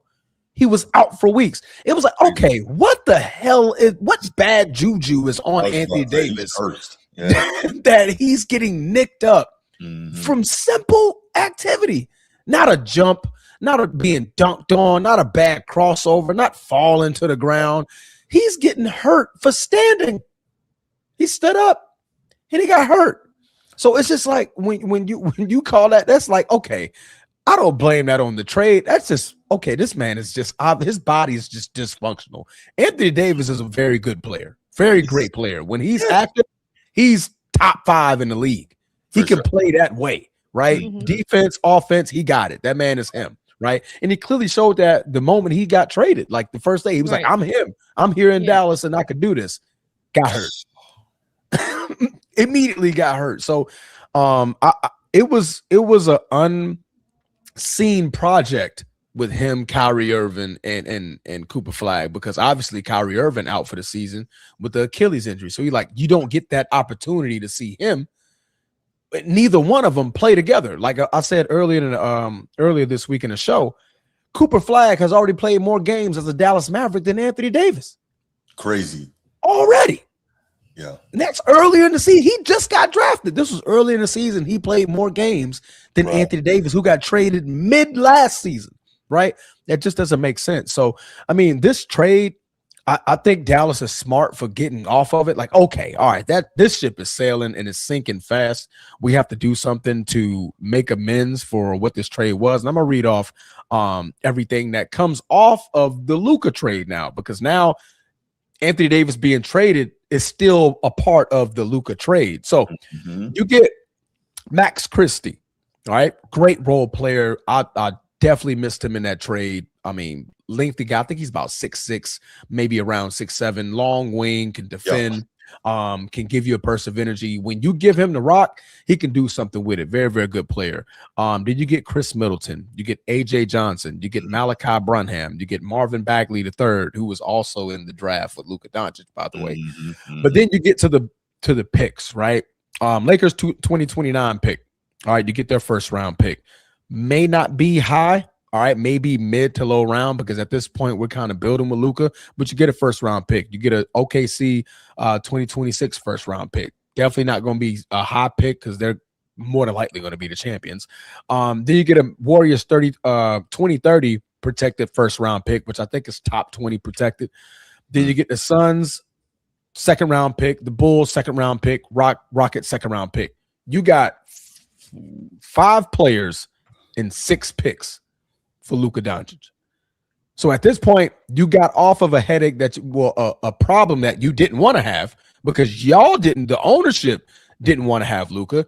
You didn't want to pay this max contract. So at least you're coming back with a bit of something, a lot of somethings to make amends for that. So, but again, you lucked out the luckiest of all by getting a Cooper Flag. That is your ace in the hole. I got him. And that kid is looking like he can be it. In 2 years' time, he's going to be replacing Luka's legacy in Dallas if they can get the right pieces. And I think that they're on the right path. I mean, it was bad. From the moment that Luka trade happened, it was bad because you lost AD so fast. And like I said, you're just losing them due to I picked up a towel and all of a sudden my eye hurt. Crazy. Out for 3 weeks, man. I mean, bro. Always damaged. That's what AD stands for. It's something always wrong with him, man. So it's smart for them to get off of it. So I say this is definitely an unfinished question. I'm not going to say they succeeded, and I'm not going to say they failed. It's clearly up in the water. Well, it's a great rundown. Yeah, it was. I'm gonna go back to before the season started. Me as a fan, me as a lover of the game. And I watched Dallas and I had them in the top 5. I was that convinced because I was looking at everyone that they were receiving over the summer in the summer acquisitions. Even with D'Lo, I was excited about that. I was like, they're going to have so much depth and this and that and this and that. I think we got distracted by the Anthony Davis of it all. And we need to really hone back into what I think us put the pressure on the Mavs. Jason Kidd knew they was always going to be rebuilding this season. And I think even Jason Kidd knew they was going to be where they're at right now. And that's why I don't even think he's that upset about what's going on. Yeah, he went off on reporters, but it was more so them not really understanding the game and what's at stake for him and the Mavs. I think this is a rebuild season and we should have thought about it like that. And I'm going to say, like, I didn't think about it, but I'm looking at them and I'm like, yeah, that actually makes a lot of sense. The way they play, the fact that AD goes down and Cooper Flag is automatically your first option, that's a problem. And that is where I'm like, I did not think about this looking at the grand scheme of the Mavs. They got a lot of guys who do a lot of the same things, and there's a lot of standing around. It's not enough versatility, and we're harping on AD's injuries, but Daniel Gafford is a fragile man, and so is Derek Lively. So I'm concerned for them in that perspective. Go ahead. No, I'm with you, Bree. That all makes sense. The difference is you didn't trade away a guaranteed first ballot Hall of Famer to get Gafford and Lively, right? You didn't say, okay, I'm trading away this Hall of Famer, I'm bringing in another one. And then that one panned out to literally very first game, the guy gets hurt after he's killing, right? So I hear you when you talk about comparing Gafford and Lively and their injury history to AD, but it's just not the same, which is why that they make such a bigger issue when it comes to AD. But I hear you, but it's just not the same. I think that trade had more so to do with Luka than it had to do with AD. Well, I think it was a function of getting back what you saw as somewhat comparable value for Luka. But again, the injury history is just, it's tough to get over. It's extremely tough. Yeah. When the man blinked twice, his back of his head is broken. I don't know. The point I was trying to make in all that, I don't think the Mavs failed because I don't think it was their goal to be even playoff contenders. Obviously, they probably always want to win, but I just don't. And now that I'm really thinking about it, I don't think it was their goal to be playoff contenders. So from that perspective, I don't think they're failing. We just we got it. I got looking at an unfinished product. Yeah, like we're looking at something unrefined. I don't know. A process. This is the new process. Trust the process in Dallas. Now they can cook a mean pork. They could cook a mean cow. Can they cook a mean team in Dallas? Trust the process. Like it's. I mean, what I love about them is all their guards can also guard forwards, and I think they have the size advantage for sure. They just don't do anything with it, and they break down a lot on defense. And Cooper Flag dribbles the air out of the ball, in my opinion. He takes way too long to do what he got to do. Yeah. You all right, Bruce? He's gone, bro. Nah, he's still right here. Oh, is he? You did that on purpose? My bad. Oh. Yeah. Hit the button. Okay. I was like, no, he's still right here. I'm like, where? Are we good? Okay. We straight. We good? Double thumbs? Okay. Go on. Welcome back. Welcome to the Format Podcast, Bruce. Bruce said, "Bump it. I disagree. I'm out of here." He hung up yesterday. Today, he's just logging off. Oh man, Sneed, man, what are your thoughts on this Mavs and what's going on with them? I'm just gonna name the worst teams in the NBA for you. Ownership, GMs, personnel. I'm just gonna name them. The Sacramento Queens are arguably the worst franchise in the league. The New Orleans Pelicans can also be nominated for worst franchise in the NBA. The Utah Jazz stink. All right. The Grizzlies are not in good shape. All right. I don't know what happened over the last couple of years, but that whole thing just fell apart. The Pacers are not a bad franchise. They're just on a down year. The Wizards are trash. The Nets are garbage can residue. Garbage. Okay, like the liquid garbage and trash made a baby. Dumpster. Yeah, that's that. Mm-hmm. Somehow the Hornets are winning games now. God bless them. Okay, I don't know what the Bucks are trash. Okay, I don't know what happened after that championship run. I don't get it. Right now, where does the Dallas Mavericks come into play? Since they have been bought by this new company, this ownership group, they have quickly become one of the worst franchises in the NBA. Not because of record, because of what they've done with their franchise. They took a superstar and did nothing with it and got lucky. They had the lowest probability to get the first overall pick in the draft last year and got it. The sun shines on a dog's ass, bro. This is literally just a broken clock is right 2 times a day. A garbage can once got a steak. Like, this is that. They are so dumb. They are so bad. They got nothing for AD of consequence. Luka's in LA. He's going to be there for a decade plus. They have an international superstar. Those guys showed Luka the door, saying that they didn't, we know they didn't want to pay him. They tried to make up shit that, oh, he doesn't play defense. And bro, to show you how bad this whole thing was, just listen to this. They fired Nico Harrison for doing his job. What he was did their told to bidding. do. Yeah, They paid him because they know and he knows he'll never get another job again. How about that? An exit contract, an exit bonus. Here's your money. Sorry we ruined your career because we ruined our franchise while you were here. By the way, don't ever come in Dallas again. They're coming for you. Man, listen. You So can I'm never take a supposed to trip to Dallas. believe. So I'm supposed to believe that this is not a failure. Anthony Davis is more injury prone than he was in LA. And it's not because he's old. It's because it's like a string of bad luck, like Transformer was saying. But there's nothing there from the trade that is proof that they won anything or that they have a future with it. You're gambling on draft picks, first and second round picks. How many do they even have? And if it's not a lottery pick, the probability of it being a good player is so infinitesimal. They failed every single step, and proof of it is they keep breaking everything and dismantling it and shipping it away. That's proof that they suck.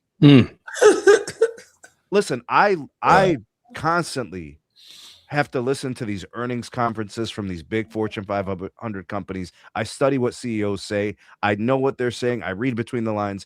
I know what they're doing in Dallas, and that is absolutely nothing. They are lost in the sauce. They have quickly become the most incompetent franchise in the league. It's them, it's the Wizards, it's the Nets, it's the Pelicans, it's the Queens. Those are the worst. And Cooper Flagg, like, he's going to have to be the savior because that ownership group is trash. They do not know what they're doing. Damn. That boy said if trash and manure had a baby, he said that would be it. Yes. Yeah. Bro, there's like 5 GMs in the NBA that matter, and they're fleecing everybody. They're taking all the picks. They're taking all the best players. Everybody else is just donating. They're idiots. the whole league is being run by like 3, 4, 5 GMs. Yeah. Boston's taking everybody's shit. The Thunder are taking everybody's. Bro, San Antonio, these are the teams taking everything. Yeah. And everybody's just like, yeah, we'll give you what we got. Here you go. Getting the star player and the picks. I'm taking both. Look at the trade deadline. Look at what's happening. They're moving. They're trading turds, bro. Like, there's nothing going on, bro. Outside of the Harden and Garland trade, who's really getting traded? Yeah. It's a bunch of chicken cutlet moves. Chicken cutlets, bro. Chicken cutlets. Well, they're small moves, is what I'm saying, Bree. There's nothing really moving the needle. Well, right? I'm going to stick up for. I'm with Bruce here with the Celtics trade. For real, that's a very good trade. That's a very good trade because it addresses a need, right? So they enhance the rebounding. They get a guy who can actually score a little bit, and right? We see what the Bulls are doing. They're definitely trying which to is nothing. They're again getting fleeced. The whole league. Bro, they are, I'm telling you, this shit is crazy. They all want to tank. They all want to tank for these picks, but they don't do nothing with the picks anyways. Yeah. They're gonna end up in OKC. I swear to God, bro. Yeah, Presti's a beast. Presti is a beast. And you got Trader Danny out there in Utah trying to fleece people, but he's in Utah. He doesn't get that. Nobody wants to be in Utah. Nobody. The Mavericks have quickly become the laughing stock of the league. Owners around the league are laughing at that new ownership group. They said they're probably saying to themselves, "Who does this? Nobody does this." Thank you though.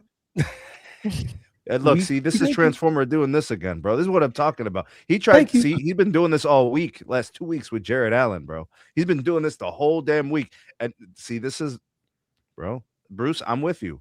Transformer's sneaky, bro. He's sneaky. Oh man, here you go. The word was infinitesimal. Oh, infinitesimal. Infinitesimal. There we go. A speck of dirt. Right. Wow. Tiny. Spell that and use that in a sentence. Yeah, really, really tiny. Infinitesimal. Infinitesimal. the equivalent of a summer ant walking through the cracks of a driveway. Yeah, that works. Did you know ants? I think they only sleep like 2 hours a day. Actually, they fall asleep like every second. Actually, like they sleep, they could like just fall asleep. I think every like 2 minutes. How do you know this? Yeah, where did you get this information? Right. Well, like one day, I forget what I was thinking about, but I started thinking like, do ants sleep? Because like, it's a great question. Well, I know. Have you ever seen A Bug's Life? Yeah, they sleep. I know that the ants can lift 500 times their body weight. Yeah, That's yeah, crazy. Yeah, super strong. Yeah. So they do sleep, but not long. Worker ants take 251 minute power naps throughout the day. Wow. 251 minute One power minute naps. naps. So if you ever see an ant frozen for a second, they just sleeping. They just took a nap. But like humans can't do that. Like we're not like wired that way. How do they do that? Their bodies are a lot smaller. Hey, Bruce. Yeah. Taking my minute nap. right. Yo, you put that. You got to put that in the contract. Let me go ahead. Like, I got these power naps, boss. Turn like, up the lights real quick. Queen ants have a more extended sleep pattern, resting for 6 to 9 hours a day, with each nap lasting 6 minutes. How in the shit did we get here? Bree out here. We arrived here. Who parked the car in this driveway? To the table. I had to come up with something. I had to do my big one. Infinitesimal ants take freaking 250 power naps. Lasting 60 to 70 seconds each. You know what? No, that's something that's going to come up in discussion at some point. I need to. Me and Bruce got to Google a freaking random fact now. Like, what the fuck just happened? Oh my goodness! We turned from the sports podcast to Animal Planet and the spelling bee. Oh my gosh! Infinitesimal. Let's go. Let's open up the phone lines. You all know the number. I'm not going to read it to you because it's on the screen. Give us a call. Well, what if they can't read? What if they're dyslexic? That sounds like a them problem at that point. What if they got to go? They can't dial the number. They got to go, hey, Siri, dial 904-219-8264. Really? Yo, you need help. It happens, man. You don't be seeing the Apple commercials? Listen, they told us in Dallas, we're in win now mode. We've got a 2 to 3 year window where we're competing for the NBA Finals. What happened, sir? To be continued. Right. To be damned. To be damned. So they lied, or they just admitted that they suck. Mm-hmm. They trash. Talk about busting a U-turn. They floored the brakes, dropped it into first, dropped it in reverse, did a donut, and then went the other way. How y'all feel like? How do y'all think like Jason Kidd feels about everything? Jason Kidd looked like somebody stole his dog after Luka got traded. Did you see him up there with Nico Harrison? Yeah, and Nico tried to pull him in. The Great Depression set in. The Great Depression. Go back and watch that press conference when Nico was standing in front of that camera, straight up lying. And then here's Jason Kidd like,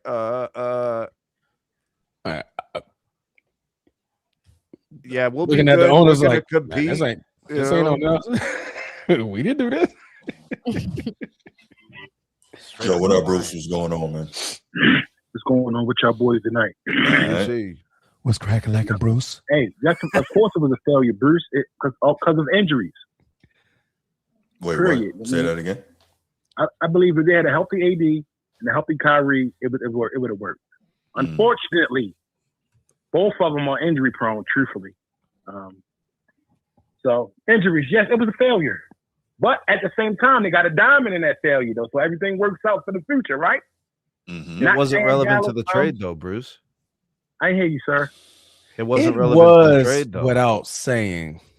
It was without saying it. All right. That's like one of them quiet backdoor secrets. Like, Hey man, don't tell nobody. Yeah. We're gonna hit Yo, that Bruce, button. cue the X-Files music, bro. I must say this. I talked all this shit about Dark Queen and Cooper Flag, but I gotta say Cooper Flag is a superstar. And he will be on that 2028 USA team. Oh, yes, he will. Sure. Yes, Yeah. he will. The kid, like at the beginning of the year, he struggled a little bit. Like now, he just balling, and they still have a chance to make the play-in. They in the 12th spot. They could go on a little run after the All-Star break. They be right in it. Is Kyrie coming back this year? Perhaps he said, "Don't hold your breath." Mm. Yeah, I think when you tell your stuff like that, it's a 2-year injury, man. Let's just be real. You can come back a year after, but that year is going to be remnants of that injury. That goes to both sports, unless you Adrian Peterson, you come back from The it. Mavericks have a 38 win percentage. 38%. Got a what? 38% winning percentage. They're 20 and 30, right? Like something like that. Something like that. They're like 19 and 31. That's why I said if they make a run, and you didn't hear They've me. lost 5 in a row, Brucey. Hey, Sneed, you're too smart for your own good. That's why I said after the All-Star break, if they go on a little run, they will have a possibility to make the play-in if they get to the 10th seed, right? I mean, anything's possible, I suppose. Anything's possible. So, failure, yes, but they got what they wanted. They had to offload Luka. Let's be real. Luka, you're not going to win a championship with him. They were right there, Bruce. Right there at the door.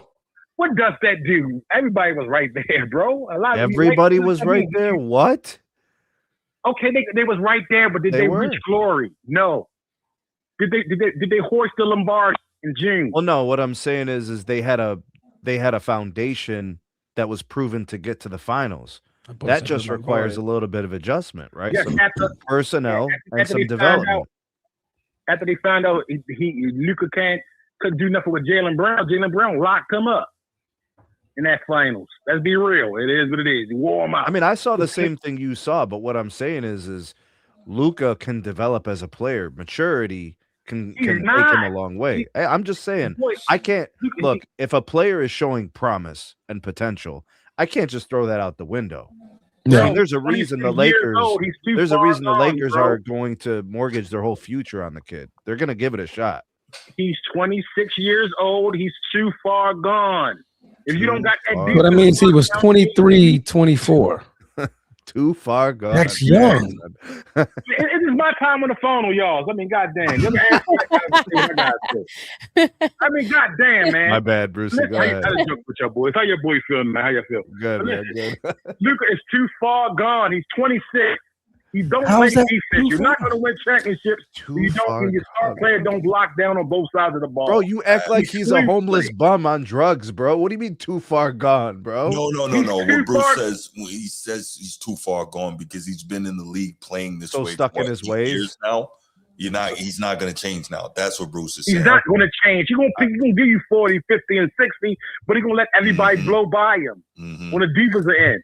So what difference does it make? You're not going to win a championship with them unless you got 4 studs that love to play defense that's starting with them. So they kind of had that with Dallas. They had the supporting cast that was able to give him a victory in the finals. Supporting cast need, but did it make it work? No, because he don't play defense. But okay. We all saw the same finals. I'm not finna solely put the whole thing on Luka. Them boys also couldn't throw a rock in the ocean.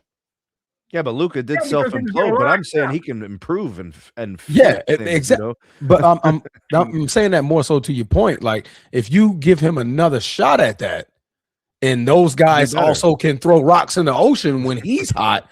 He has a chance. So I mean, to say he's to write him off from when he was 23 years old, like that's crazy. He's gonna be another Karl Malone, Charles Barkley, great player, great players, but never win a chip. I'm sorry. Unless you go in a defensive dominant team where they're going to hit him upside his head. And that could happen, Bruce. He's in LA. That could happen. Christ. That's not happening. Not in LA anyway. All right, man. All right. He's in LA. Tony Allen, Bruce Bowen on that goddamn team. That's not happening. You're not going to win a championship just playing offense. I like the sound. I don't know. They won a championship in Milwaukee. They won a championship in Toronto. I mean, Luka can't win a championship in LA is crazy. Defense, and also Kawhi Leonard was a benefit of a hurt Durant and a hurt Clay. So let's not act like No, I get what you're saying, Bruce. But ring what I'm doesn't- saying is lightning can strike in a bottle, right? Like these things do happen from time to time. Right. So the same can happen for Luka. Luka Doncic will never win a championship. He's a Dan Marino. He's one of those guys. Jim Kelly. Understand? He's gonna get you the numbers. He's gonna get you close. You may end up We'll being never right, get over that hump. Brucey, but I'm not ready to say that I think that that's a foregone conclusion. Not if at he start playing- 26. If he get the defensive gene in him, if he get the Ron Artest gene in him, maybe. Bro, he's But no, you said you and me never. both know that it's not going to happen. Stand on 10 toes or never. He could stand on 11 toes. He still ain't going to be a good defender, bro. It don't matter. When we hoist that trophy, I'm gonna bring it to his crib. You remember that trophy you said Luka wasn't gonna get? There you go. Name me one great shooting guard that didn't play both sides of the ball. And name me one great shooting guard or point guard who didn't play both sides of the ball and won a ring. No one. Bro. You got to. And You Luka's gotta play both neither. sides of the He's ball to not win a ring. neither point guard or shooting guard. Yes, just name them. He's not neither. So what am I naming point guards and shooting guards for? I think I Luka hear has you. a point guard and shooting guard tag. I'm about to look it up. Yeah, but this era, they don't that shit don't mean something. Don't mean I nothing. mean, Listen, I gotta He's say, really does, a three. though, because when I they love talk the about losers kicking they in, talk man. about Steph as like the greatest point guard ever. He's not going to win a ring, man. So I'll bring a trophy to your doorstep, bro. No, actually, Dallas won. I think Dallas won that trade because that young guy and that guy, that kid named Flag. Hey, I gotta say, Bruce, you got me on that. Remember in March we was talking about he was going back and forth about him and Queen. Mm-hmm. Hey, boy, next year Flag he gonna be in the MVP discussion next year for sure. I just Cool. need Flag to Close. clean up his handles. That's all. I actually sat back and watched all those big games. This kid he's not the best dribbler. He just stout. He's a dog. I don't know how to explain this game. Who's his comp? Before I get off, who's his comp? Who you could compare him to? He's tougher than Jason Tatum for sure. I thought he was a Jason Tatum clone. No, I don't think he's Jason Tatum clone. He doesn't shoot enough threes to be. I think he lives in the mid range, goes downhill a lot. His comp is Grant Hill. Yes. His comp is Grant Hill. He attacks the basket. He attacks the basket way more than a pretty boy. Light skin. You know Jason Tatum. Pip, dribble, pull up three. I hate it. Carry. Agree. So Cooper Flag goes to the rack. Is Grant Hill, bro. I don't know if Grant Hill was an absolute monster. Yeah. That's a good comp. Really, I think Bruce? he score a little bit more than Grant. You don't see the way that this kid plays the game. game. He plays just like Grant Hill. I don't. No, You can't name no old legend for Bruce to compare to nobody in today's game. Cooper Flag. You can compare me to Numbers Mike up. Bibby. And Bruce is like, nah. Nah. Mike Bibby was definitely better. Tougher era. Let me land the plane, y'all. Let me land the plane. I don't want to have you on here all night. But no, Dallas did not. The Dallas fail? No. They got what they wanted, and the future is looking bright. Will Kyrie come back 100% healthy? Even 80%? They got their center. They got their two centers, Lively and Gafford. Dallas be back next year. They didn't fail. Nah. Street clothes. He could nick his pinky finger. He'd be out for 3 weeks.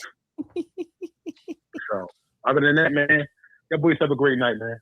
All right, Bruce. Hey, I appreciate you, man. Shoot me your address, bro. You live in Woodlawn, right? You live in Woodlawn, Bruce? Yeah, I'm gonna He's send him. like, I'm not telling you online. I'm gonna send him to Lombardi since that's what he wants to say. He says in the Lombardi, like, wait, wrong one. I like Wrong what trophy. he's trying to say. I like it. Yeah. Hold on, transfer me because we got to check up now. You trying to say Mike Bibby give me buckets? Mike Bibby will give you buckets. That's what you try to say? I'll give you buckets. Oh, Mike Bibby, you kill, right? Yeah. I seen your knee, yo. Oh, I'm almost back now. I'm almost back now. Y'all gonna be in trouble. I know you try to put me in the post, I'm fouling you. I'm hacking every time. Hack a transformer. I'm like, Brady, come on, make it. Bree, just pull the chair out. That's all you gotta do. Right? Andrew Nemhard. I seen enough Andrew Nemhard chair pulls Yeah, to that's last me a terrible. lifetime. Oh my gosh. Yeah, that's the worst. I think the chair pull is it should be criminal. I think it should be you should No. get a The The most technical foul for effective that. defensive That's great defense. technique Yeah. in If somebody rec really, league really history. leaning on you. Yeah. No, yo, Just come move, watch him on. fall down So and you turn the saying ball over. you pretty much saying you don't want physicality to happen no more. You just Oh, want no, Pretty much that's somebody saying that absolutely you're to go gonna in there. outsmart your opponent and just let him fall on his ass and look like an idiot. My bad. Random I fact. mean, There if you you go. got if Got you're it. trying to defend someone and you're giving up 100 pounds, I'm pulling the chair out. Facts. Absolutely. Big facts. Then you either going to travel or somebody going to come take it Yeah, from and I'm not helping you get up. You're on your ass. Oh, why would I? Crazy. I put you there. Fun Absolutely. fact, man. I saw not Dylan. Yeah, Dylan Brooks. I've never seen an offensive foul to where the shooter is committing the foul in the act of shooting, bro. I Hold think up, Dylan hold up, Brooks. hold up. That's really used to Yeah, do put that all it the up. time. Hold on, Transformer. Kobe shot a fadeaway, and on the way down after shooting, he raked Manu Ginobili's face. He did do that. But So I I've never said- seen anybody grab a person midair. Like my man let off a jump shot, Yeah, he's crazy. shot it, and my man Dylan grabbed him. I was like, yo, Yo, Yeah. people say, how did you commit a foul like that? bro, people say that you want a player like that on your team, right? Like as You do. teammates. Everybody wants Yeah. that. I kind of don't, bro, because he's gonna get you in some shit sometimes that you really Bro. don't want to be a part of, bro. Yo, You know? my man Yeah. heard the whistle blow and was like, what? I want to. Bro. That's grabbed him. what Desmond Bain did. It threw the ball at his head and it turned around. Like, what's Like, the what are you foul? mad at? I want a It's Patrick crazy. Beverly on my team. I'll take a Pat Bev. I'll take a Yeah, pat no, back. Yeah, but I'm good on the 100%. Dylan Brooks. Dylan Brooks thinks he's a star.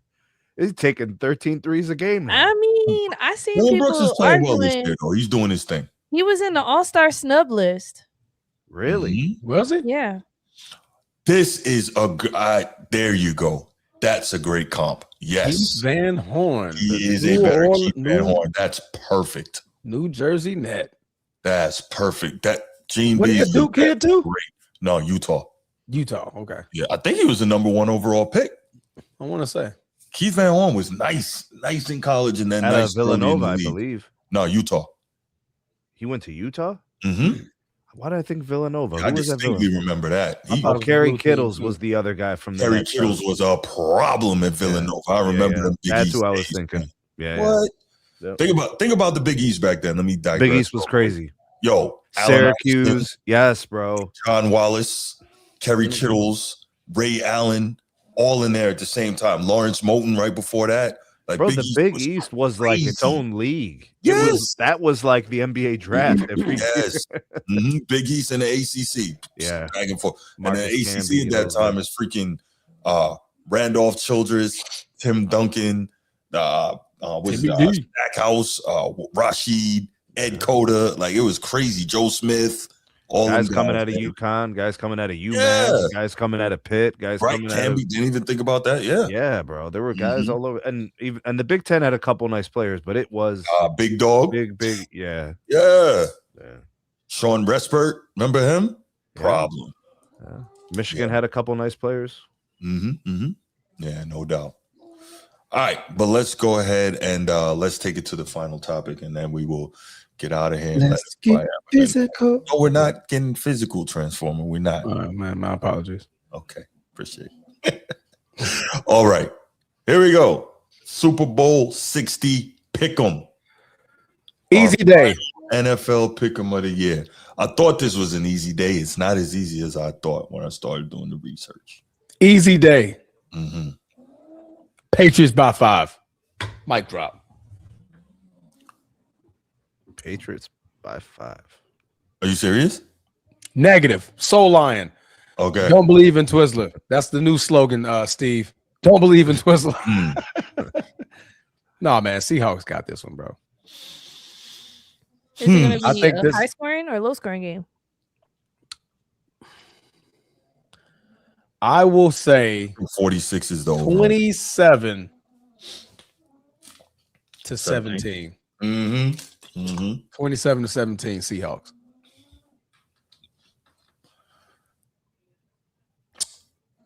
I'm going to do this one more time, Transformer. Uh-oh. I don't believe in Sam Darnold. I'm going with the upset. Don't believe it. I'm going with the Patriots 20-17. 20-17? 20-17. I So don't know field where they goal. get 20 points from, but I'm going to go 20-17. I was doing some reading, some interesting things, right? Obviously, we know how great Seattle's defense is, but people aren't realizing that the Patriots defense is really, really good too. And I think that JSN has been killing all year, but Christian Gonzalez is going to be a really good matchup on him, right? On the defensive side. That's Now, not who they need to worry about. Who they need to worry about? Continue. Jeff Walker the third? No. Continue down the roster list. Yeah. The best trade of the season. I think the Seahawks made it. And I spoke about this when it happened too. It was an underrated trade, but I was like, ooh, perfect. Cooper Kupp. No. Cooper's already there. Who are you talking about then? Come on, man. There's another one. You close. He's next to him. You're on the other side. You talking about Stephon Diggs? No, he's talking about I'm sorry. I don't know. Rashid Shaheed. I want to know. Rashid Shaheed. That's who he's talking about. That's who they need to worry about. In the special games as well. Special teams over the top. Because they're going to make JSN run underneath. And if you got Speedy Gonzalez can come right across. I said Speedy Gonzalez. Christian Gonzalez. He's going to follow him over. Oh, my God. Racist.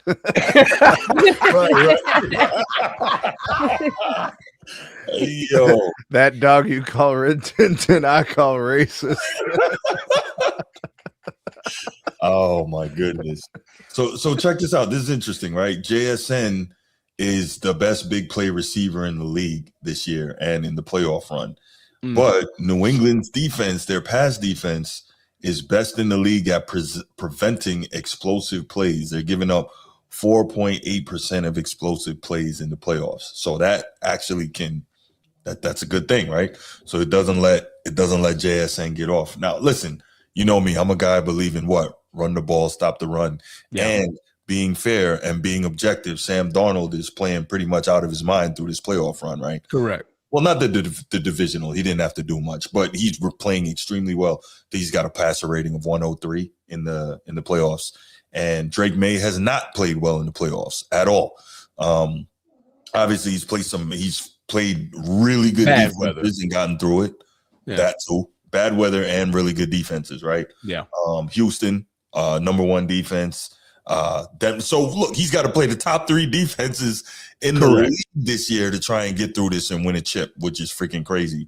Which is Houston and then Denver and now Seattle. But if he can survive this, he's got a legitimate chance. This will be one of the greatest championship runs, Super Bowl runs we have ever seen. If he pulls that off, you're right. He pulls it off. Yeah. Getting through the top three defenses, that would be crazy. First of all, the turnaround story will be ridiculous. Mm-hmm. The turnaround story will be utterly ridiculous. So here's the thing, right? We know Mike Vrabel, very good defensive coach as well. If they can disguise coverage, because they mostly play, if I'm not mistaken, they play single high safety a lot. So if they can get into some double high safety, too high, they'll really give more trouble to Sam Darnold. They've got to disguise it and make him, quote unquote, see ghosts again, so that he can, throw a couple turnovers, because he can do it.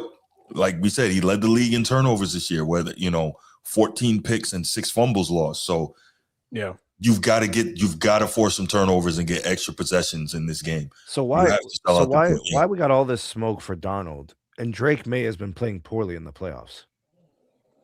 Well, yeah, he has been playing poorly in the playoffs.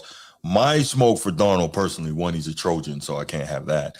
But no, in all seriousness, though, don't get me wrong. Last week he played the game of his life, in the biggest game of his life. So yes, he did. I have to give him due for that. He played fantastic. But for whatever reason, based on what I've seen in the previous parts of his career, I just can't believe yet. This is one of those things where he's just going to have to get it done to shut me up. And if he does, well, so what's Drake May doing for you? Managing. No, Darnold can manage a game as good as Drake May. Listen, in all seriousness, Drake May has played poorly through this playoff run. And if CJ Stroud wasn't on the take in that divisional game, maybe the damn Houston Texans are here right now. So I totally get what you're saying, Sneed. I can't believe in Darnold, and I just can't. All right, so the Seahawks have a better offense and a better defense, and their quarterback has looked better in the playoffs. Mm-hmm. But so you're picking the Patriots? Yes. Sometimes Steve was stupid. He was like, wait. Yeah, he was like, wait a minute. Check. Like, check, and you still? Okay. Over here on the Format Podcast, we typically operate with logic and reasoning. Typically, yes. But we're just going to violate that for this moment in time, and we're going to go with everything else. Yes, that is correct. That's what you call picking from your heart, not with your brain. I can't do it. I can't do it. The upset this time. And Sam really, Darnold's been playing better. Look, the spread is not even that crazy, right? For all of what you're saying, for all of what you're saying, Sneed, and I can't argue any of it.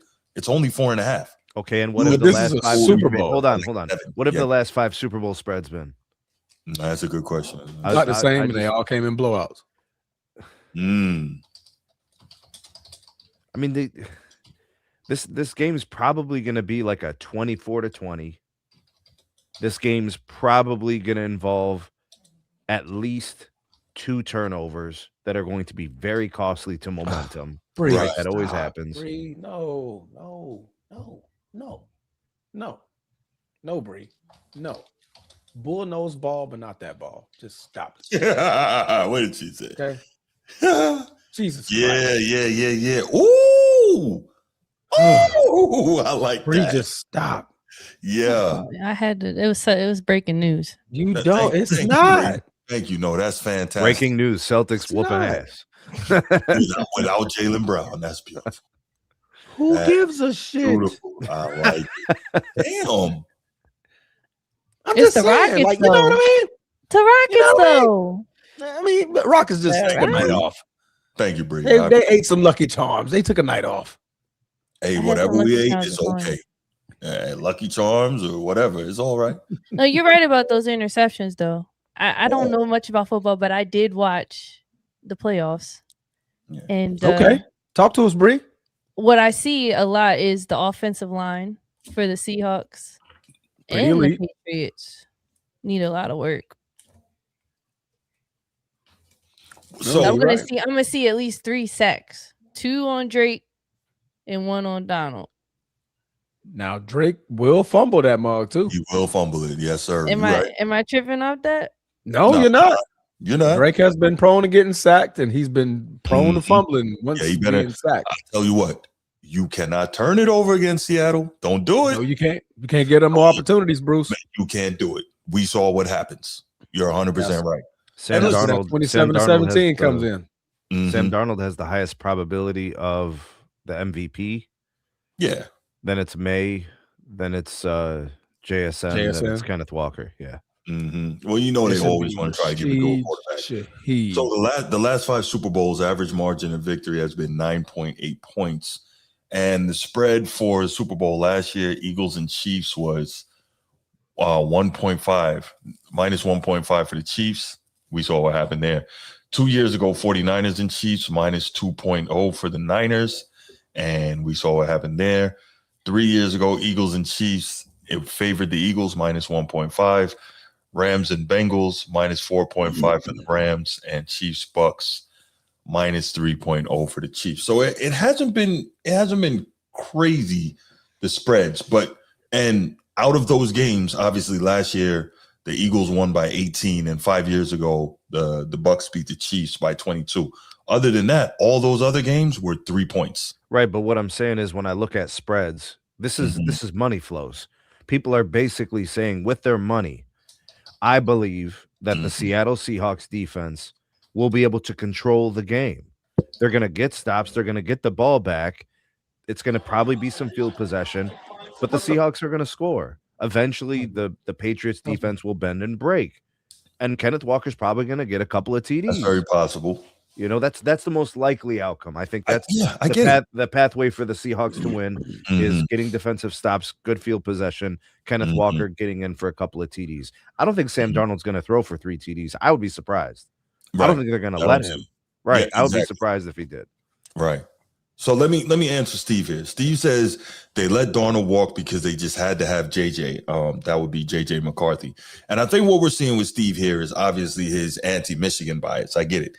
Anti-Big Ten, anti-Michigan. But that's fine.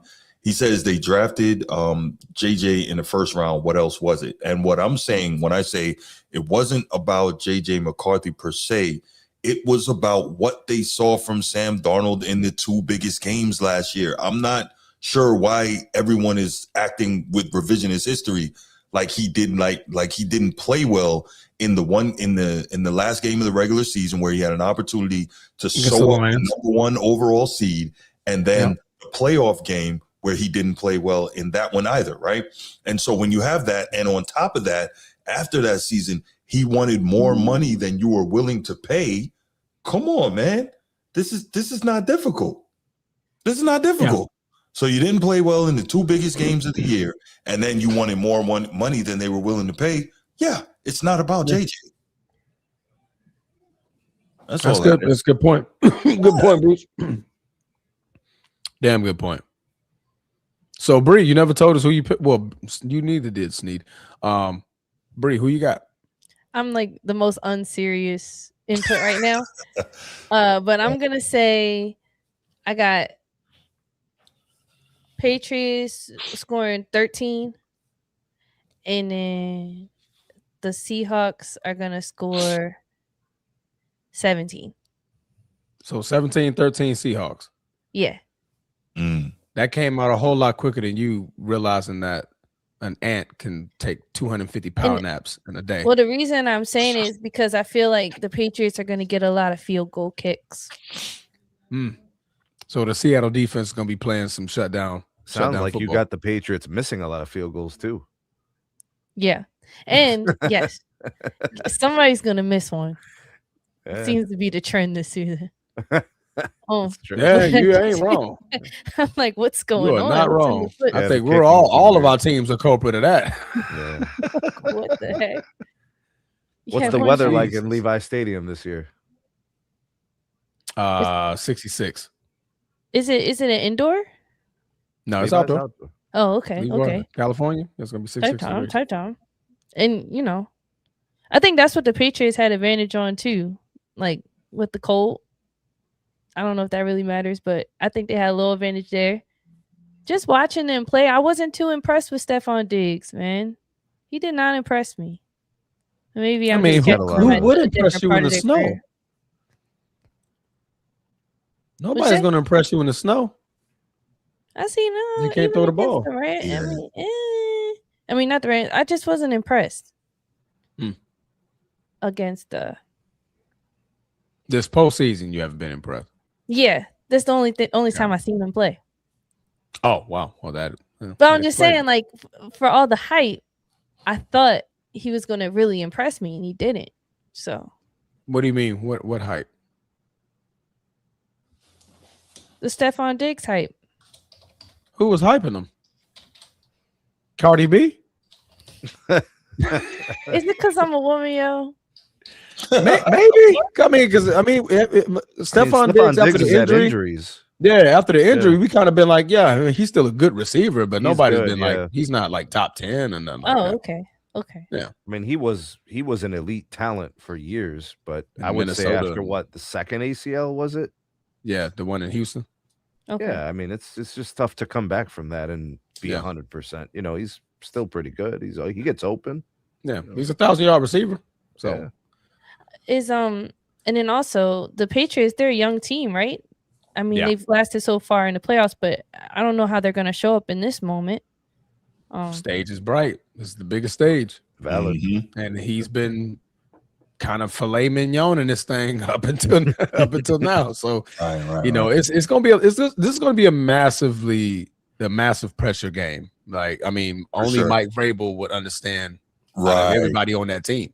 Yes, like what this stage feels like. You know what I mean? Seahawks, I mean, they got Cooper Kupp and those guys who've been to the Super Bowl, who understand what this pressure's like. So, like, hey, talking to the receivers, like, hey, y'all know what to get to. JSN, who's been to a natty, you know what I mean? Like, you know what this pressure feels like. So, you know, that's going to weigh in big time as well.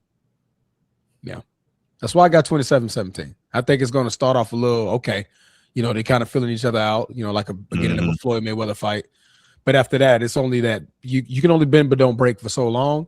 And I think that one turnover from Drake May from a fumble, Seattle gets the ball back and they strike. You know, Seattle, they strike quickly off of turnovers. That's true. That is very true. But, you know, if I just look at it and say, well, same way Drake May could turn it over, Sam turn it over. Yeah, he could turn back the hands of time. Hey, man, listen, he led the league in him. So, you know. You guys think this game comes down to like one mistake or something, like a turnover?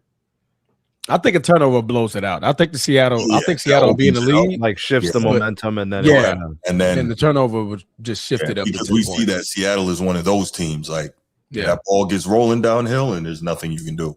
Yeah, for the Rams game, for example, it was tit for tat. It was back and forth, but it took that one mistake that punt returner made, and after that, Seattle closed the door.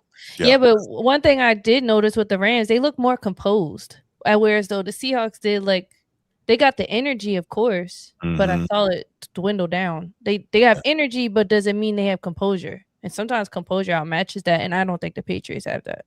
You know what, Bree? That's a good point because I think the Rams are a more veteran team than the Seahawks, so I can see that. And I think that one more minute on the clock, I think we're having a different discussion now. But, you know, hey, look, Seattle did what they had to do. But that is a good point. The Rams, I do think they're more composed, and that just has to do with the team being more veteran laden than the Seahawks. Seahawks are very young. So and they won a Super Bowl already. Sean McVay, right? Know what to do. That's right. Matt Stafford, you know, Devontae Adams, a veteran in the game, right? You got a Puka Nacua who can't, you know, difference between wall and paper. You know, he's gonna run through it either way. They gonna run through it. I like that. That's good. Yeah. Run through it either way. All right, let's So I'm the only one picking the Patriots. That's cool.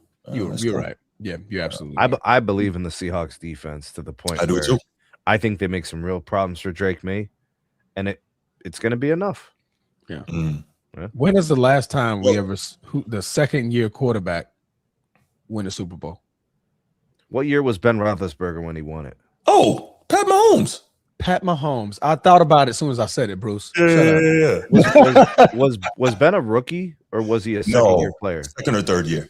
Okay. No. Pat lost. Pat lost the AFC Championship game. No, Pat won the Super Bowl in his second year, didn't he? No, it was his third year. Okay. He lost to Tom his first year. He was behind Alex Smith for 3 years. No, he wasn't. No, he wasn't. He was on behind for 1 year. Alex Smith for like 11 games. Yeah, he came at the end of the season, his rookie season. But then the next season, he lost to Tom Brady.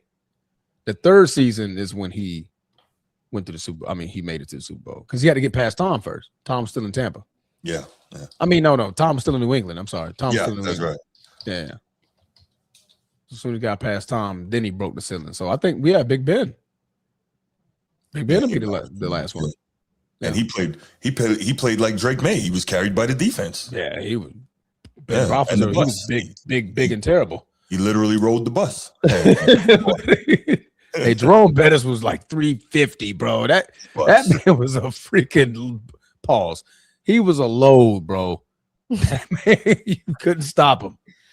You couldn't stop it, the dude, man. Go Irish. Yeah, we 4th and 3, man. Run the ball, bro. That man getting 3 yards. That's right. Go Irish. Yeah. There you go, Steve. That's right. Oh my God, I was trying to ignore it, but go ahead. You can't. Hey, somebody tried to tell me that Jerome Bettis is a top 3 running back all time. No, that's absurd. Whoa. That's very absurd. There are some bus riders out there. They love Jerome Bettis. Listen, or they just love. Yeah, and that's cool, but come on, that's a stupid thing to say. That's objectively false. I get it, Bruce. Doesn't matter how people you are feel. fanatics, man. They'll say anything. Yeah. Yes, we know this. All right, let's. Unfortunately, Bro, by the way, bro. I watched that clip earlier today, bro. Bruce, Bro, I'm hanging out in the sectional just yucking it up, bro, like we're at a comedy club, bro. This shit is crazy. All right, let's take a couple calls on And this. if only Bree was here, man. Bree. Oh, yeah, you gotta watch that one. Yesterday was a show. It was a show. I gotta catch that clip. I missed all of it. Yeah, that man said, "Man, calm down, man. You act like you know him." Hey, I got the phone. I know you. Yeah, he was hot. I'm like, no, come back. He don't know you, man. Calm down. It was a weird show because Bruce hung up on someone and then someone hung up on Bruce. Bruce, you hung up on somebody. I hung up on World Breaker. And then somebody hung up on Bruce. So like it was. I got and it. actually, you know what? Bruce Hold up. Bruce got hung up on first. So that means Bruce was mad about getting hung up. Bruce was still heated. It wasn't even like that. Nah. It's just he was so utterly disrespectful. It was. That man said, "Don't do it. Don't do it. Don't do it. Don't click." All of a sudden, I was like, "Bro, you hung up on him for real?" He yelled at you for smiling. Sneed. Yo, Steve is tripping. Oh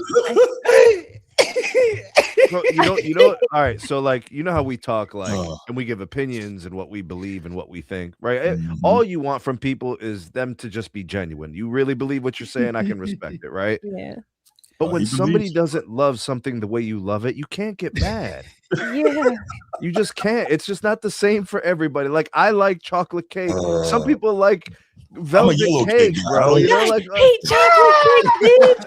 like, nah, chocolate cake, nah. You know, it doesn't. That's not how that works, bro.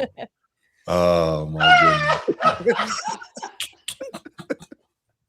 I gotta watch it. Oh man. Imagine me calling the show screaming and yelling and going insane because people don't feel how I feel about Dream. Imagine that. Like, that's crazy. Bro, we got somebody get this man a tissue, bro. Imagine Steve. Oh. Steve, I'm sorry, man, but I don't love it like you.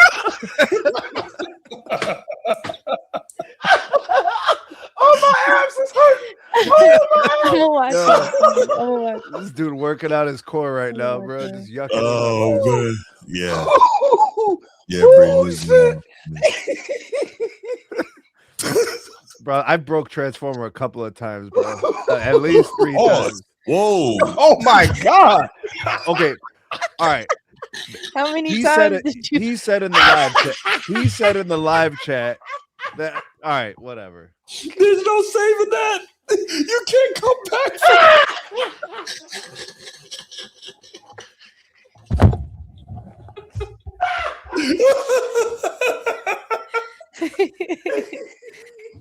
Oh my god. Oh my god. Bro, I ain't coming back here no more, bro. I ain't gonna be. This is the last time I'm on this show.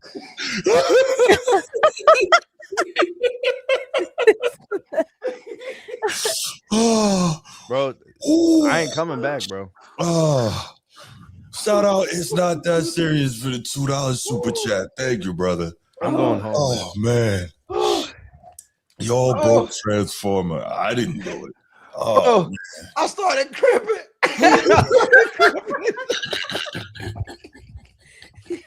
don't make me laugh. Don't make me laugh.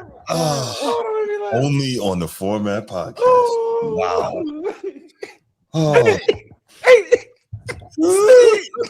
Steve is very. I'm He's not about here, to hang bro. up I'm on not you. here. He's about to hang up on you. No, because I understand him. That's what I said earlier. Bro, you can't say shit. Leave me alone, bro. Steve said, man, I'm sorry, but I don't love it like you love it. Oh. I felt that from the core.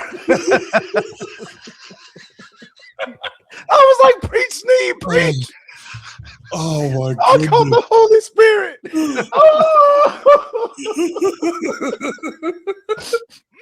Look, bro, it done broke his internet connection. Look, his resolution's all thrown up. Like, look at, he's in 240p, laughing his ass off, bro. I thought it was just me.